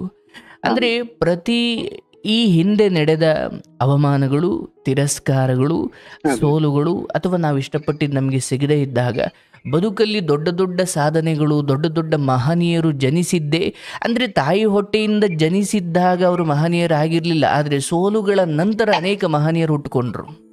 ಅಂದರೆ ದೊಡ್ಡವರು ಹೇಳ್ತಾರೆ, ಎಷ್ಟೋ ಅವಮಾನಗಳು, ಎಷ್ಟೋ ಸೋಲುಗಳು, ಎಷ್ಟೋ ತಿರಸ್ಕಾರಗಳು ಮಹಾತ್ಮರಿಗೆ ಜನನ ಕೊಟ್ಟಿದ್ದಾವೆ ಹೊರತು ತಾಯಂದಿರು ಮಹಾತ್ಮರಿಗೆ ಜನನ ಕೊಟ್ಟಿಲ್ಲ ಅಂತ. ಹೌದಲ್ಲ? ಅಂದ್ರೆ ಒಂದು ವೇಳೆ ಇದೇ ಹೆಣ್ಣಿನ ವಿಚಾರದಲ್ಲಿ ನೀವು ಮುಂದುವರೆದಿದ್ರೆ, ನೀವೇ ಹೇಳಿರೋ ಪ್ರಕಾರ ಜಾತಿ ವಿಚಾರವಾಗಿ ಬೇರೆ ಬೇರೆ ಸಂಗತಿಗಳಿಂದ ನೀವು ತುಂಬಾ ನರಳಾಟಗಳಲ್ಲಿ ಸಿಗಾಕೊಳ್ಬೇಕಿತ್ತು. ಹೌದು. ಇಲ್ಲಿ ಒಂದು ಹೆಣ್ಣು, ಅದರಲ್ಲೂ ಸೋಷಿಯಲ್ ಮೀಡಿಯಾದಲ್ಲಿ ಪರಿಚಯ ಆಗಿ ನೀವೇ ಕನಸುಗಳನ್ನ ಕಟ್ಟಿಕೊಂಡು, ಮತ್ತೆ ನೀವೇ ಇನ್ನೂ ಅಪ್ಪ ಅಮ್ಮನ ಹತ್ರ ದುಡ್ಡು ಇಸ್ಕೊಂಡು ನಿಮ್ಮ ಜೀವನದ ಕೆಲವು ಬೇಕು ಬೇಡಗಳನ್ನು ಈಡೇರಿಸ್ಕೊಳ್ತಾ ಇರೋ ಸಮಯದಲ್ಲಿ ಅಪ್ಪ ಅಮ್ಮನಿಗೆ ಗೊತ್ತಿಲ್ಲದೆ ಒಂದು ಹುಡುಗಿ ಪ್ರೀತಿ ಮಾಡೋದು, ಎಲ್ಲೋ ದೇವಸ್ಥಾನದ ಹತ್ರ ಹೋಗಿ ಭೇಟಿ ಆಗುವುದು. ಅಂದರೆ ಬಹುಶಃ ನೀನು ಒಬ್ಬ ಮಗನಾಗಷ್ಟೇ ಅಲ್ಲ, ನಾಳೆ ನೀನೊಬ್ಬ ತಂದೆಯಾಗಿ ನಿನ್ನ ಸಂತಾನಗಳು ಹೀಗೆ ನಿನಗೆ ಗೊತ್ತಿಲ್ಲದಂಗೆ ಕಾಲೇಜ್ಗೆ ಹೋಗೋ ನೆಪದಲ್ಲಿ, ಹೊರಗಡೆ ಕೆಲಸಕ್ಕೆ ಹೋಗೋ ನೆಪದಲ್ಲಿ, ಹೀಗೆ ಯಾವುದೋ ಹುಡುಗಿ ಪರಿಚಯ, ಯಾವುದೋ ಹುಡುಗನ ಪರಿಚಯ, ಇನ್ಯಾರನ್ನೋ ಭೇಟಿ ಆಗ್ಲಿಕ್ಕೆ ಹೋಗಿ ಅಲ್ಲೇನೋ ಎಡವಟ್ಟಾಗಿ, ಅಂದರೆ ಈಗ ನೀನು ಕೇವಲ ಪ್ರೇಮಿಯಾಗಿ ಯೋಚನೆ ಮಾಡಿದಾಗ ಅಯ್ಯೋ ಎಲ್ಲರೂ ಮಾಡ್ತಾರಲ್ಲ ಸರ್ ಹಂಗೆ ನಾನು ಮಾಡಿದ್ದೀನಿ ಎನ್ಬೋದು. ಬಟ್ ನಿನ್ನ ತಂದೆ ತಾಯಿ ಜಾಗದಲ್ಲಿ ನಿಂತು ಯೋಚನೆ ಮಾಡು. ಇದೊಂಚೂರು ಇಂತಹ ಹೆಣ್ಣುಮಕ್ಕಳು ಸ್ವಲ್ಪ ಹಂಗೆ ಹಿಂಗೆ ನಡ್ಕೊಂಡು ನಾಳೆ ಏನೋ ಒಂದು ಕಳಂಕವನ್ನು ನಿನ್ನ ಮೇಲೆ ಒರೆಸಿದ್ರೆ ಅದರ ಪೂರ್ಣ ಭಾರವನ್ನು ಬದುಕಿರೋ ತಪ್ಪಿಗೆ ನಿನ್ನ ತಂದೆ ತಾಯಿಗಳು ತಗೊಳ್ಬೇಕಿತ್ತು. ಹಾಗಾಗಿ ನೆನಪು ಬರಬಾರ್ದು ಅನ್ನೋದಕ್ಕೆ ಇಲ್ಲಿ ಯಾವ ಔಷಧವೂ ಇಲ್ಲ. ಆದರೆ ಬಂದ ನೆನಪನ್ನು ನನ್ನ ಬದುಕಿನ ಏಳಿಗೆಗೆ ನಾನು ಬದಲಾಯಿಸಿಕೊಳ್ಬೇಕು. ಅಂದರೆ ಪ್ರತಿ ಸಾರಿ ಮುಳ್ಳು ಚುಚ್ಚಿದಾಗ ಅದಕ್ಕೆ ಅಳ್ತಾ ಕೂರೋನು ಬೇರೆ, ಅದನ್ನೇ ಪಾಠವಾಗಿ ತಗೊಂಡು ನಾಳೆಯಿಂದ ಚಪ್ಪಲಿ ಹಾಕೊಳ್ಳೋನು ಬೇರೆ. ಹೌದಲ್ಲಪ್ಪ? ಹಾಗೆಯೇ ನಿನ್ನ ಹೃದಯಕ್ಕೆ ಮುಳ್ಳು ಚುಚ್ಚಿದಾಗ ನೀನದನ್ನು ಛಲವಾಗಿ ತಗೊಂಡೆ, ನೀನು ನಿನ್ನ ಬದುಕಿನ ಹಠಕ್ಕೋಸ್ಕರ ಅಥವಾ ನಿನ್ನ ಬದುಕಿನ ಏಳಿಗೆಗೋಸ್ಕರ ನಿನಗಿಂತ ಚೆನ್ನಾಗಿರೋ ಒಬ್ಬ ಹುಡುಗನನ್ನ ನಾನು ಮದುವೆ ಆಗ್ತೀನಿ ಕೊಡೋ, ನಿನ್ನ ಮುಂದೆ ನಾನು ಹೆಂಗ್ ಬದುಕ್ತೀನಿ ನೋಡು ಅನ್ನೋ ಒಂದು ಹೆಣ್ಣು ಮಗಳು ಗೊತ್ತಿಲ್ಲ. ಆ ಆಟಿಟ್ಯೂಡೇ ಅತ್ಯಂತ ಕಲ್ಮಶವಾದದ್ದು. ಆದರೆ ಅಂಥವರು, ಅಂಥ ಮನಸ್ಥಿತಿಯವರು ನಿನ್ನ ಜೀವನದಲ್ಲಿ ಬಂದು ನೀನಿರೋ ವ್ಯಕ್ತಿತ್ವಕ್ಕೂ ನಿನ್ನ ಮನೆತನಕ್ಕೂ ಅಥವಾ ನಿನ್ನ ಈ ಸಾಧುತನದ ಬುದ್ಧಿಗೂ ಆಕೆಗೂ ಸಂಬಂಧವೇ ಇಲ್ಲ ಅಲ್ಲಿ. ಸೊ ಪ್ರಾರಂಭದಲ್ಲಿ ಏನು ಎಲ್ಲವೂ ಚೆನ್ನಾಗಿತ್ತು, ಅದು ಫೋನಲ್ಲಿ ಚೆನ್ನಾಗಿತ್ತು ಬಿಟ್ಟರೆ ಎದುರಿಗೆ ಬಂದ ತಕ್ಷಣ ನಿಮ್ಮಲ್ಲಿ ವಿಷ ಬುದ್ಧಿಗಳು ಶುರುವಾದವು. ಕಂಡೀಷನ್ ಹಾಕದೆ ಆಕೆ ಒಬ್ಬ ವಿದ್ಯಾರ್ಥಿಯಾಗಿ ನಿನ್ನ ಕಂಡೀಷನ್ನ ಫಾಲೋ ಮಾಡ್ಕೊಂಡು ಕೂತ್ಕೊಂಡ್ರೆ ಆಕೆ ಸ್ಟೂಡೆಂಟ್ ಲೈಫ್ ಎಂಜಾಯ್ ಮಾಡೋಕ್ಕಾಗಲ್ಲ ಅನ್ನೋದು ಆಕೆ ಬುದ್ಧಿ. ಹೌದಲ್ಲಪ್ಪ? ಅಲ್ಲ ಅಂದ್ರೆ ಇಬ್ರು ಸ್ಟೂಡೆಂಟ್ ಆಗಿದೆ, ನಾನು ಫೈನಲ್ ಇಯರ್ ಅಫ್ಕೋರ್ಸ್ ಒಬ್ಬ ಸ್ಟೂಡೆಂಟ್ ಆಗಿ ಆಕೆಯ ಅಲ್ಲಿದೊಂದು ಯಾವುದೋ ಹುಡುಗನ ಜೊತೆ ಮಾತಾಡಬೇಕಾಗುತ್ತೆ, ಹೆಗಲ ಮೇಲೆ ಕೈ ಹಾಕು ಏನೋ ನಡೆಯುತ್ತೆ. ಬಟ್ ಒಬ್ಬ ಪ್ರೇಮಿಯಾಗಿ ಅದು ನಿನಗೆ ಸಹನೆ ಅಲ್ಲದೆ ಇರಬಹುದು ಅಥವಾ ಸಹಿಸ್ಕೊಳ್ಳೋಕ್ಕಾಗದೇ ಇರಬಹುದು. ಆದರೆ ನಿನ್ನ ಜೊತೆ ಕಮಿಟ್ ಆಗುವ ವೇಳೆಗೆ ನಾಳೆ ಹಿಂಗೆ ನನ್ನ ಸ್ವಾತಂತ್ರ್ಯವನ್ನು ತ್ಯಜಿಸಬೇಕಾಗುತ್ತೆ ಅನ್ನೋದು ಆಕೆಗೆ ಅರಿವಿಗೆ ಇರಲಿಲ್ಲ. ಏನೋ ನೀನು ಮಾಡದೆ ಒಪ್ಕೊಂಡ್ಬಿಟ್ಲು. ಆದರೆ ಪ್ರಾಕ್ಟಿಕಲ್ಲಿಗೆ ಬಂದಾಗ ಓಹೋ ಇದು ಹಿಂಗ ಅಂದಾಗ ಇಲ್ಲ, ಅದನ್ನು ತ್ಯಜಿಸೋದಕ್ಕಿಂತ ನಿನ್ನನ್ನು ತ್ಯಜಿಸೋದು ಉತ್ತಮ ಅಂತ ಅಂದ್ಕೊಂಡ್ರು. ಆಕೆಯ ಸಂತೋಷಕ್ಕೆ ನಿನ್ನನ್ನು ತ್ಯಜಿಸಬೇಕು ಅನ್ನೋ ಸಂಗತಿ ಸಂದರ್ಭ ಬಂದಾಗ ಆಕೆ ಅದನ್ನು ತುಂಬಾ ಸುಲಭವಾಗಿ ನೀರು ಕುಡ್ದಂತೆ ಮಾಡಿ ಮುಗಿಸಿದ್ರು. ಅದು ನಿಂದ ಹಂಗಾಗ್ತಿಲ್ಲ ಈಗ. ಅದು ಏನಾಯ್ತು ಗುರುಗಳಂದ್ರೆ ಅಲ್ಲಿ ಚಾಲೆಂಜೇ ಇಲ್ಲ. ಅಂದ್ರೆ ಅವ್ರು ನನ್ಗೆ ಹೇಳೋದಕ್ಕೂ ನಾನು ಅವ್ರು ಹೇಳೋದಕ್ಕೆ ನಾನು ಅವ್ರಿಗೆ ಇವತ್ವರೆಗೂ ಚೆನ್ನಾಗಿರ್ಲಿ ಅಂತಾನೆ ನನ್ನ ಮನ್ಸಲ್ಲಿ ಇರೋದು. ಬಟ್ ನಾನು ಯಾವತ್ತು ನಿನ್ಗಿನ್ ನಾನು ಚೆನ್ನಾಗಿರ್ತೀನಿ ಅಂತ, ನೀನ್ ಎಲ್ಲಿರು ಚೆನ್ನಾಗೇ ಇರು ಅಂತಾನೆ ಹೇಳಿ ಇದುವರೆಗೂ. ಬಟ್ ಅವರು ಇನ್ನೊಂದ್ ಕಡೆಯಿಂದ ಬಂದಿದ್ದು, ಅವ್ರ ಬಾಯಿಂದ ಬಂದಿದ್ದು ಅವನ್ಕಿನ್ನ ನಾನ್ ಚೆನ್ನಾಗೇ ಇರ್ತೀನಿ, ನಾನ್ ಚೆನ್ನಾಗಿರ್ತೀನಿ ಅಂದ್ರೆ ನಾನ್ ಚೆನ್ನಾಗಿರೋದೇ ಒಳ್ಳೇದು. ಬಟ್ ಆ ಮತ್ ಬೇರೆಯವ್ರ ಕಡೆಯಿಂದ ಬಂತಲ್ಲ, ಅವಾಗ ನನ್ನಲ್ಲೂ ಛಲ ಬಂದಿದ್ದು. ಆಯ್ತಪ್ಪ, ಛಲ ಬಂದಿದ್ದು ಒಳ್ಳೇದೇ ಆಯ್ತು. ಅದಕ್ಕೆ ತಕ್ಕಂಗೆ ಇನ್ನೊಂದೆರಡು ಬ್ರಾಂಚ್ ಓಪನ್ ಮಾಡ್ಕೋ, ಇರೋ ಬ್ರಾಂಚ್ಗಳನ್ನ ಮೇಂಟೈನ್ ಮಾಡಿಕೊಂಡು ತಂದೆ ತಾಯಿ ನೋಡ್ಕೊಂಡು ಹೋಗು. ಆದ್ರೆ ಯಾವುದೇ ಕಾರಣಕ್ಕೂ ಅಂದ್ರೆ ನೋಡಪ್ಪ, ವ್ಯಕ್ತಿತ್ವಗಳು ಅಥವಾ ಆಡುವ ಮಾತುಗಳು, ನಡ್ಕೊಳ್ಳೋ ರೀತಿಗಳು ವ್ಯಕ್ತಿಯಿಂದ ವ್ಯಕ್ತಿಗೆ ಬದಲಾವಣೆ ಇರ್ತವೆ. ಹೌದಲ್ಲಪ್ಪ?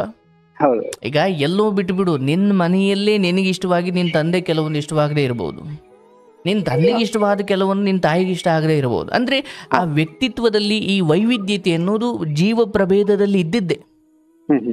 ಹಾಗಾಗಿ ನಾನು ಯೋಚನೆ ಮಾಡಿದಂತೆ, ನಾನು ಅವಳ ಹಿತವನ್ನು ಬಯಸಿದಂತೆ ಅವಳು ನನ್ನನ್ನು ಅಷ್ಟೇ ಸಾಧುತನದಿಂದ ಪ್ರೇಮದಿಂದ ನನ್ನ ಬಗ್ಗೆ ಇನ್ನೊಬ್ಬರ ಜೊತೆ ಅಯ್ಯೋ ಪಾಪ ಚೆನ್ನಾಗಿರ್ಲಿ ಅಂತ ಅನ್ಬೇಕಿತ್ತೆ ಹೊರತು ಅವನಿಗಿಂತ ನಾನು ಚೆನ್ನಾಗಿ ಬದುಕ್ತೀನಿ ನೋಡು ಅಂತ ಇನ್ನೊಬ್ಬರ ಹತ್ರ ಹೇಳಿ ಅವರು ಬಂದು ನಿನಗೆ ಹೇಳಿದಾಗ ನಿನಗೆ ಆಕೆ ಬಗ್ಗೆ ಕೆಟ್ಟ ಅಭಿಪ್ರಾಯ ಬರೋದು ಬೇಡ. ಆದರೆ ನಿನಗೆ ಮೂಲ ಒಂದು ಜ್ಞಾನ ತಿಳಿದಿರಬೇಕು.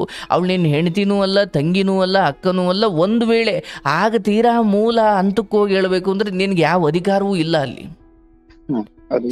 ಕೇವಲ ಒಬ್ಬ ಪ್ರೇಮಿಯಾಗಿ ಆ ಎಮೋಷ್ನಲ್ ಆಗಿ ನೀನು ಭಾವಿಸ್ಬೋದು ಅಷ್ಟೇ. ಅಯ್ಯೋ ನಾವು ಇಷ್ಟು ದಿನ ಹಿಂಗಿದ್ದು ಅಲ್ವಾ, ನನ್ನ ಬಗ್ಗೆ ಯಾಕೆ ಹಿಂಗೆ ಮಾತಾಡಿದ್ಲು, ಇದು ಕೇವಲ ಮಾತಲ್ಲಿ ನಿಂತ್ಕೊಳ್ಳೋ ವಿಚಾರವೇ ಹೊರತು ನೀನು ಆಕೆಗೆ ಏನೂ ಅಲ್ಲ ಅಲ್ವನಪ್ಪ. ಈಗ ಅವಳ ತಂದೆ ಹೇಳಿದಾಗ, ತಾಯಿ ಹೇಳಿದಾಗ ಅದು ಬೇರೆ ಲೆಕ್ಕ. ನೀನು ಹೇಳ್ದಂಗೆ ನಡ್ಕೊಳ್ಳೋದಿಕ್ಕೆ ಇವತ್ತು ಎಷ್ಟೋ ಪ್ರೇಮಗಳು ಈ ಕುರುಡುತನದಿಂದಲೇ ಒಂದು ಹಂತಕ್ಕೋ ಕಿತ್ತೋಗಿದ್ವು. ಯಾಕಂದ್ರೆ ಆರಂಭದಲ್ಲಿ ಹೂ ಚಿನ್ನ ನೀನು ಹೇಳ್ದಂಗೆ ನಾನು ಇರ್ತೀನಿ, ಹೂ ಚಿನ್ನ ನೀನು ಹೇಳ್ದಂಗೆ ನಾನು ಇರ್ತೀನಿ ಇಬ್ಬರು ಹೋದ್ರು. ಆದರೆ ನಿನಗಿಂತ ಇನ್ನೊಂದು ಯಾವುದೋ ಅತ್ಯುತ್ತಮ ಆಯ್ಕೆ ಸಿಕ್ಕಾಗ ಏನೋ ಕಾರಣ ಕೊಟ್ಟು ನಿನ್ನನ್ನು ಬಿಡಬೇಕಷ್ಟೆ. ಅಂದರೆ ಪ್ರೇಮ ಈ ಆರಂಭದ ಬಿಂದುವಿನಲ್ಲಿ ಹೇಗಿತ್ತೋ ಒಂದು ಅಂತ್ಯದ ಬಿಂದು ಬಂದಾಗಲೂ ಅದೇ ಪ್ರೇಮ ಇದ್ದಾಗ ಅದೊಂದು ಪ್ರೇಮ ಅಂತೀವಿ. ಆದರೆ ಆರಂಭದ ಬಿಂದು ಆ ರಾತ್ರಿ ಪ್ರಪೋಸ್ ಮಾಡಿದಾಗ ಅಥವಾ ಆ ರಾತ್ರಿ ಮಾತಾಡೋ ಸಮಯದಲ್ಲಿ ಏನು ಪ್ರೇಮ ಕಾಮ ಕಾಳಜಿ ಇತ್ತೋ, ಆದರೆ ಗಳಿಗೆ ಕಳೆದಂತೆ ಅದು ಕಡಿಮೆ ಆಯಿತು ಅಂದರೆ ಅದು ಪ್ರೇಮವಲ್ಲ, ಅದು ಮೋಹದ ಇನ್ನೊಂದು ಹೆಸರು ಅಥವಾ ಅದು ಕಾಮದ ಇನ್ನೊಂದು ಹೆಸರು ಅಥವಾ ಅದೊಂದು ಮೋಹದ ರೀತಿಯಲ್ಲಿರುವ ಪ್ರೇಮ ಅಷ್ಟೆ. ಆದರೆ ನಿಮಗದರಿವಿರಲಿಲ್ಲ, ನಿನಗೆ ಗೊತ್ತಿಲ್ಲ.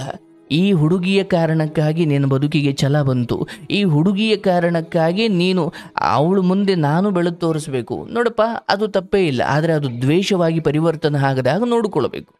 ಸೊ ನಿನ್ನ ಬದುಕಲ್ಲಿ ಈ ಹೆಣ್ಣುಮಗಳು ಮುಗಿದ ಅಧ್ಯಾಯ. ಅಲ್ಲಿ ನೆನಪಾಗೋದೇ ನಿನಗೆ ಶಾಪ ಅಲ್ಲ, ನೆನಪಾಗುತ್ತಿದೆ ನನ್ನ ಬದುಕಿಗೆ ಒಂದು ಛಲವನ್ನು ಕೊಟ್ಟವಳು.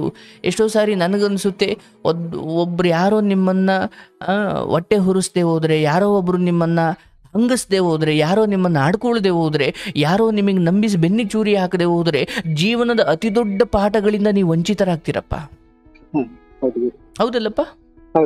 ಹಾಗಾಗಿ ಇವರೆಲ್ಲರೂ ಕೂಡ ಅಂದರೆ ಕೆಟ್ಟ ರೀತಿಯಲ್ಲಿರ್ಬೋದು, ಬಟ್ ಇವರೆಲ್ಲ ಗುರುಗಳೇ ಆಗಿದ್ದಾರೆ. ಹಾ ಸೊ ನಾಳೆ ಇದು ಇನ್ನೇನು ದೊಡ್ಡದಾಗಿ ನಾಳೆ ಅವಳ ಕಡೆಯಿಂದ ಒಂದು ಮೆಸೇಜ್ ಬರ್ಬೋದು, ನಾನು ಈ ಮುಂಚೆ ಹಿಂಗೆ ನಡ್ಕೊಂಬಿಟ್ಟೆ, ಸಾರಿ, ಇನ್ಮೇಲೆ ಫ್ರೆಂಡ್ ಆಗಿರೋಣ. ಇಲ್ಲ, ಇನ್ನು ನಿನ್ನ ಬದುಕಿಗೆ ಹೆಂಡತಿಯಾಗಿ ಬರುವ ಆ ಹೆಣ್ಣನ್ನು ಹೊರತುಪಡಿಸಿ ಇನ್ಯಾವ ಹೆಣ್ಣನ್ನು ಆ ಭಾವನೆಯಲ್ಲಿ ನೋಡಬೇಡ. ಆ್ಯಂಡ್ ಈ ಹೆಣ್ಣು ಮರಳಿ ಬಂದರೆ ಅದನ್ನು ಸ್ವೀಕರಿಸಬೇಡ. ಇಲ್ಲವಾ ನಿನ್ನ ಆ್ಯಟಿಟ್ಯೂಡು ನನ್ನ ಮುಂದೆ ಬದುಕಿ ಅಥವಾ ನನಗಿಂತ ಚೆನ್ನಾಗಿರೋ ಹುಡುಗನನ್ನು ಮದುವೆ ಆಗ್ತೀನಿ ಅನ್ನೋ ನಿನ್ನ ಆ್ಯಟಿಟ್ಯೂಡ್ ಇರ್ಬೋದು. ಆದರೆ ನನಗೆ ಒಂದು ಸಂಸ್ಕಾರ, ನನಗೊಂದು ತಿಳುವಳಿಕೆ ಇದೆ, ನನಗೆ ನನ್ನ ಗುರುಗಳು ಅಥವಾ ನನ್ನ ಹೆತ್ತವರು ಕಳಿಸ್ಕೊಟ್ಟಿದ್ದಾರೆ. ನಾನು ಈ ಆ್ಯಟಿಟ್ಯೂಡ್ ಇಟ್ಕೊಂಡು ಹೋದರೆ ನಾನು ಎಲ್ಲೋ ಒಂದು ದಿವಸ ಮುಗ್ಗರಿಸಿ ಬೀಳ್ತೀನಿ. ಆಗ ನನ್ನ ಆ ಮುಗ್ಗರಿಸಿ ಬಿದ್ದ ಆ ಸೋಲನ್ನು ನನಗೇ ಸಹಿಸ್ಕೊಳ್ಳೋಕ್ಕಾಗಲ್ಲ. ಯಾಕಂದರೆ ಸುಮ್ಮನೆ ಸೋಲೋದ್ರಲ್ಲಿ ಯಾರೂ ಸಾಯಲ್ವಂತೆ. ಆದರೆ ನಾನು ಸೋಲಲ್ಲ ಅಂತ ಹೇಳಿಬಿಟ್ಟು ಸೋಲ್ತಾನಲ್ಲ, ಅವನು ಸಾಯ್ತಾನೆ. ಯಾಕಂದ್ರೆ ಹೇಳ್ಕೊಂಬಿಟ್ಟಿದ್ದಾನೆ ನಾನು ಸೋಲಲ್ಲ ಅಂತ. ಯಾರು ಎಲ್ಲೂ ಕೂಡ ನಾನು ಸೋಲೋದೇ ಇಲ್ಲ ಅಂತ ಹೇಳ್ಕೊಂಡು ಓಡಾಡ್ತಿರ್ತಾನಲ್ಲ, ಅವನ ಸೋಲನ್ನು ಅವನು ತಡ್ಕೊಳೋಕ್ಕಾಗಲ್ಲ. ಯಾಕಂದ್ರೆ ಅವನು ಗೆಲ್ತೀನಿ ಅಂತ ಹೇಳ್ಬಿಟ್ಟು ಸೋಲ್ತಾನಲ್ಲ, ಆ ಸೋಲು ಭಯಂಕರ. ಸೋಲು ಬರಲಿ ಗೆಲುವು ಬರಲಪ್ಪ ಅಂದ್ಕೊಂಡು ಹೋಗ್ತಾನಲ್ಲ, ಅವನು ಸೋಲು ಬಂದರೂ ತಡ್ಕೊಳ್ತಾನೆ. ಮತ್ತು ಇಡೀ ಸಮಾಜ ಅವನ ಜೊತೆ ಇರುತ್ತೆ. ಯಾಕೆ? ಅವನು ಗೆಲುವು ಬಂದಾಗ ಅಹಂಕಾರ ಪಟ್ಟಿರಲಿಲ್ಲ. ಯಾರು ಗೆಲುವು ಬಂದಾಗ ಅಹಂಕಾರ ಪಟ್ಟು ಮೆರೀತಾರೋ ಅವರು ಸೋಲು ಬಂದ ಸಮಯದಲ್ಲಿ ಆ ಸೋಲನ್ನು ತಡ್ಕೊಳ್ಳೋ ಶಕ್ತಿ ಅವ್ರಿಗಿರಲ್ಲ. ಯಾಕೆ? ಗೆಲುವಿನ ಸಮಯದಲ್ಲಿ ತುಂಬ ಮೆರೆದವರಿಗೆ ಸೋಲನ್ನು ತಡ್ಕೊಳ್ಳೋ ಶಕ್ತಿ ಇರಲ್ಲ. ಆದರೆ ಸೋತ ಸಮಯದಲ್ಲೂ ಯಾರು ತುಂಬ ಸಮಚಿತ್ತದಿಂದ ವರ್ತಿಸ್ತಾರೋ ಅವರಿಗೆ ಗೆಲುವು ಸೋಲುಗಳಿಗೆ ನಡುವಿನ ವ್ಯತ್ಯಾಸವೇ ಏನೂ ಇಲ್ಲ, ಎರಡೂ ಒಂದೇ. ಹಾಗೆ ನಿನ್ನ ಬದುಕಲ್ಲೂ ಅಷ್ಟೇ. ಹಾಗೆ ಅದನ್ನು ತುಂಬ ಆ್ಯಟಿಟ್ಯೂಡ್ ಆಗಿ ನಾನು ಚೆನ್ನಾಗಿರ್ತೀನಿ, ಅವನ ಮುಂದೆ ಚೆನ್ನಾಗಿರ್ತೀನಿ, ಅದು ಆಕೆಯ ಬುದ್ಧಿಮಟ್ಟನಪ್ಪ. ನೀನು ಬದುಕನ್ನು ತಿಳ್ಕೊಂಡಿರೋನಾಗಿ, ನೀನು ಸ್ವಲ್ಪ ವ್ಯವಹಾರ ಜ್ಞಾನ ಉಳ್ಳವನಾಗಿ ಬೇಡ. ಆಕೆ ಏನು ಅಂತಾಳೆ, ಆಕೆ ಚೆನ್ನಾಗಿರಲಿ, ನೆನಪಾಗುತ್ತಾ ಒಂದು ಕಡೆ ಕೂತ್ಕೋ, ಆಯಿತು, ಆ ಹೆಣ್ಣಿನ ಕಾರಣಕ್ಕಾಗಿ ನನ್ನ ಬದುಕಲ್ಲಿ ಇಷ್ಟೆಲ್ಲ ಬೆಳವಣಿಗೆ ಏಳಿಗೆಗಳು ಆಗಿದ್ದು, ಆಕೆ ನನ್ನ ಪಾಲಿಗೆ ಗುರುವಿನ ಸಮಾನ. ಆದರೆ ಇದೇ ವಿಚಾರದಲ್ಲೂ ಕೊಳೆತು ನಾರೋಕ್ಕಿಂತ ಮುಂಚೆ ನನ್ನ ಗಮನವನ್ನು ವಯಸ್ಸಾಗಿದೆ, ಅಪ್ಪ ಅಮ್ಮಂಗೆ ಹೇಳು ಒಂದು ಹೆಣ್ಣು ನೋಡಿ ಮದುವೆ ಆಗಿ ಏನು ನಿನ್ನ ಜೀವನನ್ನು ರೂಪಿಸ್ಕೊ, ಹಾಗಲಾದರೂ ಇದು ಒಂಚೂರು ಕಡಿಮೆ ಆಗ್ಬೋದು. ವಯಸ್ಸಾಯ್ತಲ್ಲಪ್ಪ. ಹಾಗಾಗಿ ಆ ದಾರಿಯನ್ನು ಕಂಡುಕೋ. ಬಟ್ ನೆನಪೇ ಆಗದ ಹಾಗಾಗಬೇಕು ಅದು ಹಂಗಿಲ್ಲಪ್ಪ. ಹೇಳಿದ್ನಲ್ಲ, ಒಂದು ಸಾವು, ಇನ್ನೊಂದು ಮತಿಭ್ರಮಣೆ ಅಥವಾ ಸ್ಮೃತಿ ಭ್ರಮಣೆ. ಅಂದರೆ ಈ ಸ್ಮೃತಿ ಅಂದರೆ ನೆನಪುಗಳು ಅಥವಾ ಏನು ಮೆಮೊರಿ ಲಾಸ್ ಅಂತಾರಲ್ಲ. ಸೊ ಅದು ಎರಡೂ ಆಗೋದು ಬೇಡ, ನೆನಪಾಗಲಿ. ಈಗ ಎಕ್ಸಾಮ್ ಹಾಲ್ಗೆ ಹೋದಾಗ ನೀನು ಓದಿದ ಪಾಠಗಳೆಲ್ಲ ಮರೆತು ಹೋಗ್ಬಿಟ್ರೆ ಏನು ಕತೆ? ಹೌದಲ್ಲಪ್ಪ? ಈ ಬದುಕು ಅನ್ನೋದು ಪ್ರತಿದಿನ ಎಕ್ಸಾಮ್ ಹಾಲ್ ಇದ್ದಂಗೆ. ನೆನ್ನೆ ಕಲಿತ ಪಾಠಗಳು, ನೆನ್ನೆ ಕಲಿಸಿದ ಗುರುಗಳು ಮರೆತು ಹೋಗ್ಬಿಟ್ರೆ ಎಕ್ಸಾಮಲ್ಲಿ ಫೇಲ್ ಆಗ್ಬಿಡ್ತೀಯಾ? ಈ ಬದುಕೆಂಬ ಪ್ರತಿನಿತ್ಯದ ಪಾಠ ಇಲ್ಲಿ ಅವ್ರಿವ್ರು ನೋಡ್ಕೊಂಡು ಬರೆಯೋಕ್ಕಾಗಲ್ಲ. ನಾವು ಹಿಂದೆ ನೆನ್ನೆ ಏನು ಓದ್ದೋ ಅದರ ಸ್ವಂತ ಅನುಭವದಲ್ಲೇ ಬರೀತಾ ಹೋಗಬೇಕು. ಆ ದೃಷ್ಟಿಯಲ್ಲಿ ನೋಡಿದ್ರೆ ಆ ಗುರುಗಳು ಕಳಿಸಿದ ಪಾಠಗಳು ಎಲ್ಲವೂ ನೆನಪಿರಬೇಕು. ಕೆಲವು ನೆನಪುಗಳು ನಮಗೆ ಸಂತೋಷವನ್ನು ನೀಡ್ತವೆ, ಇನ್ನೂ ಕೆಲವು ನೆನಪುಗಳು ದುಃಖವನ್ನು ನೀಡ್ತವೆ. ಆದರೆ ನೆನಪುಗಳೇ ಶಾಶ್ವತ. ಆ ನೆನಪುಗಳಿಂದ ಪಾಠ ಕಲಿತವನು ಮಹಾತ್ಮನಾಗ್ತಾನೆ. ಆ ನೆನಪುಗಳನ್ನೇ ರೋಧಿಸಿ ಹೋದವನು ಯಾರಿಗೂ ಬೇಡದ ದುರಾತ್ಮನಾಗಿ ಜೀವನ ಮುಗಿಸ್ಕೊಳ್ತಾನೆ. ಹಾಗಾಗಿ ಈ ನೆನಪುಗಳು ನಿನ್ನ ಬದುಕಿಗೆ ಒಂದು ಹಠಾಚಲ ಕೊಡಬೇಕು. ಸೂರ್ಯವಂಶ ಸಿನಿಮಾ ನೋಡಿದ್ಯೇನಪ್ಪ? ಹೆಂಗೆ ಬಸ್ ಮಾಡಿ ಒಂದು ಬಸ್ ತಗೊಂಡು ದುಡ್ಡು ಹೆಂಗೆ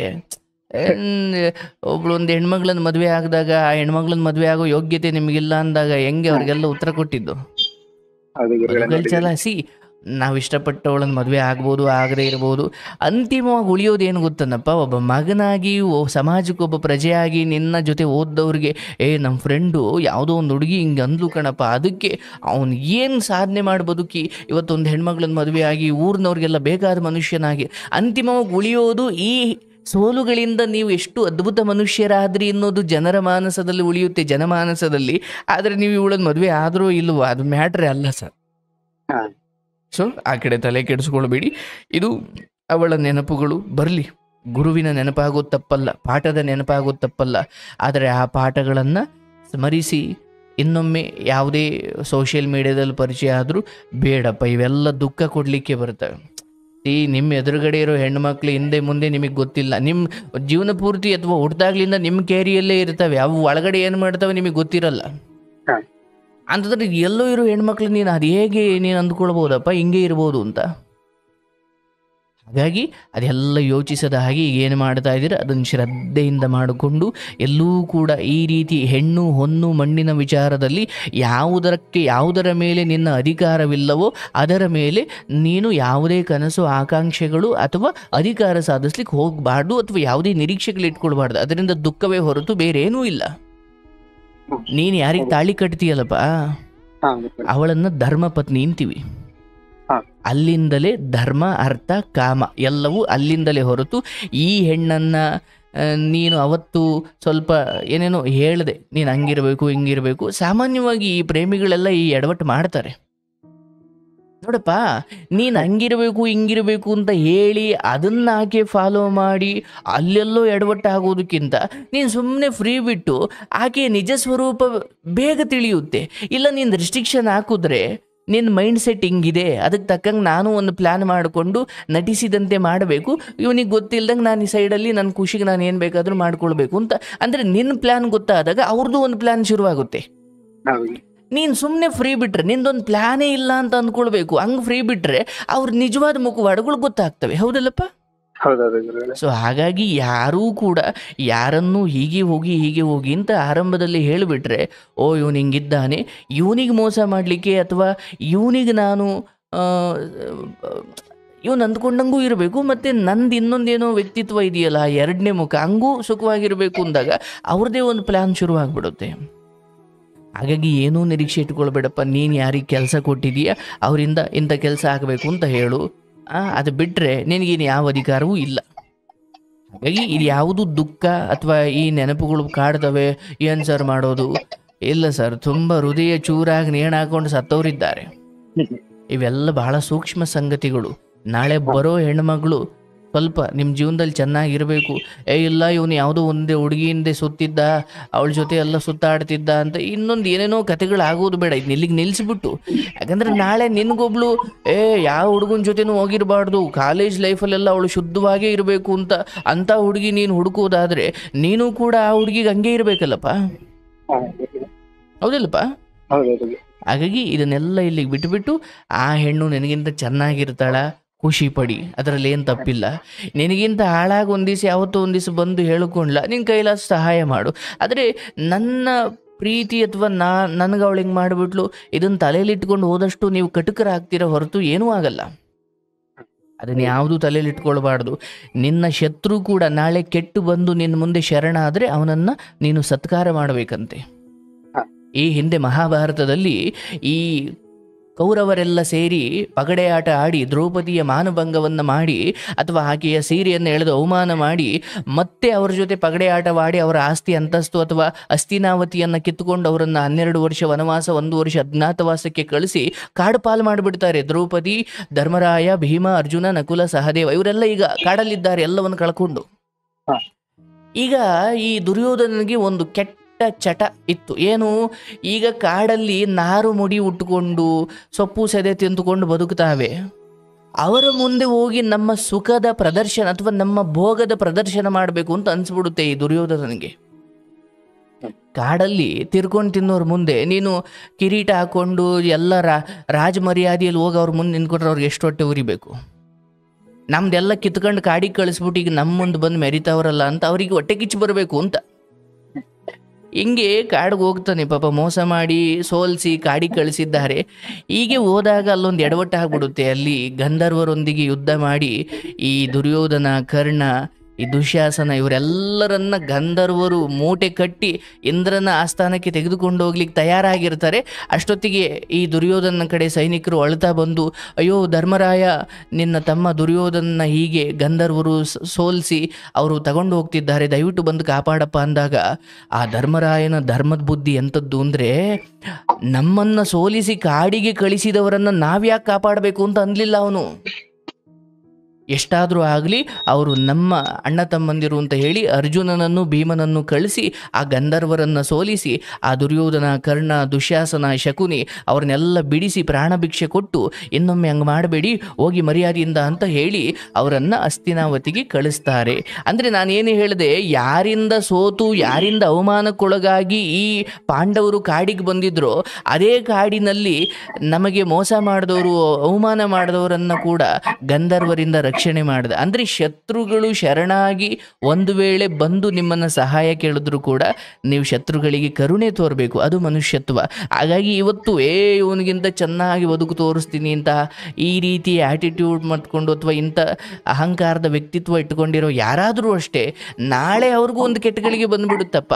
ಅವತ್ತೇನೋ ಭಗವಂತ ನಿನ್ನ ಕಣ್ಣಿಗೆ ಬೀಳಿಸಿದ್ರೆ ಆಕೆಗೆ ಸಹಾಯ ಮಾಡು, ಇಲ್ವಾ ನಿನ್ನ ಜೀವನಕ್ಕೆ ಅವಳೊಬ್ಳು ಗುರು ಅಂದುಕೊಂಡು ಮುಂದೆ ಹೋಗು. ಇದರಿಂದ ಡಿಮೋಟಿವೇಟ್ ಆಗಬೇಡ, ಆಯ್ತಲ್ಲಪ್ಪ? ನಿನ್ಗೆ ಒಳ್ಳೇದಾಗಲಿ, ಶುಭವಾಗಲಿ. ತಂದೆ ತಾಯಿ ಏನು ಮಾಡೋದು? ಬಿಸ್ನೆಸ್ ಮಾಡ್ತಾರೆ ನಮ್ಮ ತಂದೆ. ಏನು ಬಿಸ್ನೆಸ್ಸು? ಕೋಳಿ ಅಂಗಡಿ. ಕೋಳಿ ಅಂಗಡಿ. ಓಕೆ, ನೀವ್ಯಾಕೆ ಆ ಕಡೆ ಹೋಗಲಿಲ್ಲ? ನಂದಿಲ್ಲ, ನಾನು ಎಜುಕೇಶನ್ ಮಾಡಿದೆ ಗುರುಗಳೇ. ನಾನು ಮುಗಿಸ್ಕೊಂಡು ಅದೇ ನಂದು ಏನಿದೆ ಲ್ಯಾಬು, ಓನ್ ಲ್ಯಾಬ್ ಮಾಡ್ತಿದ್ದೆ. ಇವತ್ತಿಗೂ ಗೊತ್ತಿಲ್ವಾ ನಿಮ್ಮ ತಂದೆ ತಾಯಿಗಿದೆಲ್ಲ? ಯಾವ್ದು ಗುರುಗಳೇ? ಈ ಪ್ರೀತಿ? ಇಲ್ಲ ಗುರುಗಳೇ, ಅವ್ರ ಪ್ರೀತಿ ಮಾಡ್ತಿದ್ದೆ ಅನ್ನೋದು ಗೊತ್ತಿತ್ತು, ಇಂಥವ್ರೆ ಅಂತ ಗೊತ್ತಿಲ್ಲ. ಬಟ್ ಹಿಂಗಾಗಿರೋದು ಅವ್ರಿಗೆ ಗೊತ್ತಿಲ್ಲ. ಅಲ್ಲಿಗೂ ನಾನು ಮುಂದೆ ಹೆಜ್ಜೆ ಇಡೋಕೆ ಹೋಗ್ಲಿಲ್ಲ ಗುರುಗಳೇ. ನಿಮ್ಮ ತಂದೆ ತಾಯಿಗಳು ಒಂದು ವೇಳೆ ಬಹುಶಃ ಯಾವುದೋ ಒಂದು ಪ್ರಮುಖವಾದ ವ್ಯವಹಾರವನ್ನು ಇಷ್ಟು ಎದೆಮಟ್ಟಕ್ಕೆ ಬಂದು ನಿಂತಿರೋ ಒಬ್ಬ ಮಗನಾಗಿ ನಿಮ್ಮ ಹತ್ರ ಹೇಳದೆ, ಒಂದು ಭಾಳ ಯಾವುದೋ ಪ್ರಮುಖವಾದ ವ್ಯವಹಾರ ಆಸ್ತಿ ವಿಚಾರವನ್ನು ನಿಮ್ಗೆ ಹೇಳದೆ ಹೊರಗಡೆ ನಡೆಸ್ತಾವ್ರೆ. ಅದು ಯಾರೋ ಮೂರನೇವರಿಂದ ಗೊತ್ತಾದಾಗ ನಿಮಗೆ ಎಷ್ಟು ಬೇಜಾರಾಗುತ್ತಲ್ವನಪ್ಪ?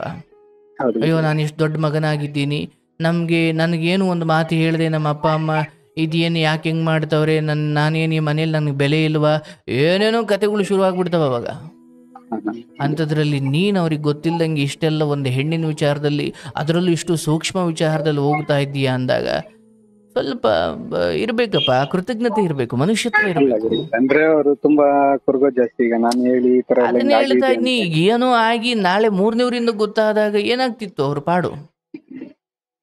ಅದೇ ನಿಮ್ಮ ತಂದೆ ತಾಯಿ ನಿನ್ನನ್ನು ಬಿಟ್ಟು ಏನೋ ವ್ಯವಹಾರ ಮಾಡಿದಾಗ ಅದು ಮೂರನೇವ್ರ ಮೂಲಕ ಗೊತ್ತಾದಾಗ ನಿನಗೆ ನೋವಾಗುತ್ತೆ ಅನ್ನೋದಾದರೆ, ಇದು ಅಂದರೆ ಯಾವುದು ನಿನಗೆ ನೋವಾಗುತ್ತೋ ಅದು ಅವ್ರಿಗೂ ನೋವಾಗಬಹುದು ಅಂತ ಅಂದುಕೊಳ್ಳೋದೇ ಅಲ್ವನಪ್ಪ ಮನುಷ್ಯತ್ವ.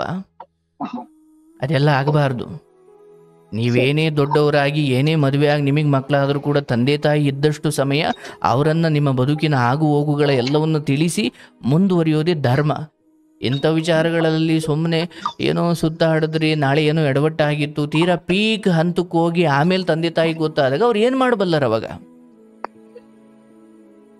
ಹಾಗಾಗಿ ಬೇಡಪ್ಪ, ಯಾವುದೋ ದೊಡ್ಡ ದುರಂತದಿಂದ ಪಾರಾಗಿದೆಯಾ ಅಂದಕ್ಕೋ ಇಂಥ ಹೆಣ್ಣು ಮಕ್ಕಳು ವಿಚಾರದಲ್ಲಿ ತುಂಬ ಎಚ್ಚರವಾಗಿರಬೇಕು. ಅಂದರೆ ನೀನು ಹೇಳ್ತಿರೋ ಕತೆ ಅಲ್ಲಿಗೆ ಮುಗೀತು, ಓಕೆ, ಬಟ್ ಇಂಥವೆಲ್ಲ ಬೇರೆ ಬೇರೆ ಕತೆಗಳ ಕಾರ್ಯಕ್ರಮ ಕೇಳಿ ಗೊತ್ತಾಗುತ್ತೆ. ಏನೇನೋ ಆಗೋಗ್ಬಿಡುತ್ತಪ್ಪ. ಪ್ರೀತಿಯಲ್ಲಿ ನಿಯತ್ತು ಇವತ್ತು ತುಂಬ ಕಡಿಮೆ ಆಗ್ಬಿಟ್ಟಿದೆ. ಏನೋ ಆಕೆ ಏನೋ ಮಾಡ್ಕೊಂಡ್ಲು, ಒಂದು ವರ್ಷದ ಕಾಲಿಷ್ಟು ತೆಗ್ದಾಗ ಅಲ್ಲಿ ನೀನು ಇದ್ದೆ ಎಂದಾಗ ಆಮೇಲೆ ಕತೆಗಳು ಬೇರೆ ಆಗ್ಬಿಡ್ತವೆ. ಈ ಹಣೆ ಬರ್ತಿದ್ರೆ ಏನೇನಾಗುತ್ತೋ ತುಂಬಾ ಕಡೆ ಹೋಗಿದ್ದೀವಿ. ಅದಕ್ಕೆ ಹೇಳಿದ್ದು, ಈಗೆಲ್ಲ ಸುತ್ತಮುತ್ತ ನಡೀತಿರೋದು ನೋಡಪ್ಪ. ಸುಮ್ಮನೆ ನೀನು ಏನು ತಪ್ಪು ಮಾಡಿಲ್ಲದೆ ಇರ್ಬೋದು, ಬಟ್ ಅನುಮಾನಿಸೋದಿಕ್ಕೆ ಪೊಲೀಸ್ನವ್ರಿಗೆ ನೀನು ತಪ್ಪೇ ಮಾಡಿರ್ಬೇಕು ಅಂತ ಏನಿಲ್ವಲ್ಲಪ್ಪ. ಯಾಕಂದ್ರೆ ಅಪರಾಧಿ ಅಂತ ಬರೋವರೆಗೂ ಆರೋಪಿಯಾಗಿ ತಿಂಗಳಾನ್ಗಟ್ಲೆ ವರ್ಷಾನ್ಗಟ್ಲೆ ಜೈಲಲ್ಲಿ ಇರ್ಬೇಕಾಗುತ್ತೆ. ಆಮೇಲೆ ಅಪರಾಧಿ ಅಂತ ಸಾಬೀತಾಗೋಕ್ಕಿಂತ ಮುಂಚೆ ಅನುಭವಿಸೋ ನೋವಿದೆಯಲ್ಲ ದೊಡ್ಡದು. ಹಾಗಾಗಿ ಇಂಥ ಸೂಕ್ಷ್ಮ ವಿಚಾರಗಳಲ್ಲಿ ಏನೇ ನಿಮ್ಗೆ ಹಣ, ಆಸ್ತಿ, ಅಂತಸ್ತು, ನಿಮ್ಮ ಮುಖದ ಏನೋ ಗಡ್ಡ ಮೀಸೆ ಬಂದರೂ ಕೂಡ ಇಂಥ ಹೆಣ್ಣು ಹೊನ್ನು ಮಣ್ಣಿನ ವಿಚಾರದಲ್ಲಿ, ಅದರಲ್ಲೂ ಹೆಣ್ಣಿನ ವಿಚಾರದಲ್ಲಿ ತುಂಬ ಎಚ್ಚರಿಕೆಯಾಗಿರ್ಬೇಕು. ಆಯ್ತನಪ್ಪ? ನಿನಗೆ ಒಳ್ಳೇದಾಗಲಿ. ಭಾಳ ಸಂತೋಷ. ಆಕೆಯ ಅಥವಾ ಆ ಪ್ರೀತಿ ನಿನಗೆ ಸ್ವಲ್ಪ ಹಾರ್ಟ್ ಬ್ರೇಕ್ ಆದಮೇಲೆ, ಸ್ವಲ್ಪ ಹೃದಯ ಹೊಡೆದ ಮೇಲೂ ನೀನು ವ್ಯವಹಾರ ಮಾಡಿ ನಿನ್ನ ಬದುಕಲ್ಲಿ ಅವಳ ಹಠಾಚಲದ ಮೇಲೆ ಇವತ್ತು ಇಲ್ಲಿವರೆಗೂ ಬಂದು ನಿಂತಿದ್ದೀಯಾ. ನನಗನ್ಸುತ್ತೆ 4 ಜನ ಕೆಲಸ ಕೊಡುವಷ್ಟು ಬೆಳೆಯಪ್ಪ, ಆಮೇಲೆ ನಿನಗೆ ಬೇಕಾದ್ದನ್ನು ನೀನು ಆಯ್ಕೆ ಮಾಡ್ಕೊಳ್ಬೋದು. ಆಯ್ತಲ್ಲಪ್ಪ? ಶುಭವಾಗಲಿ.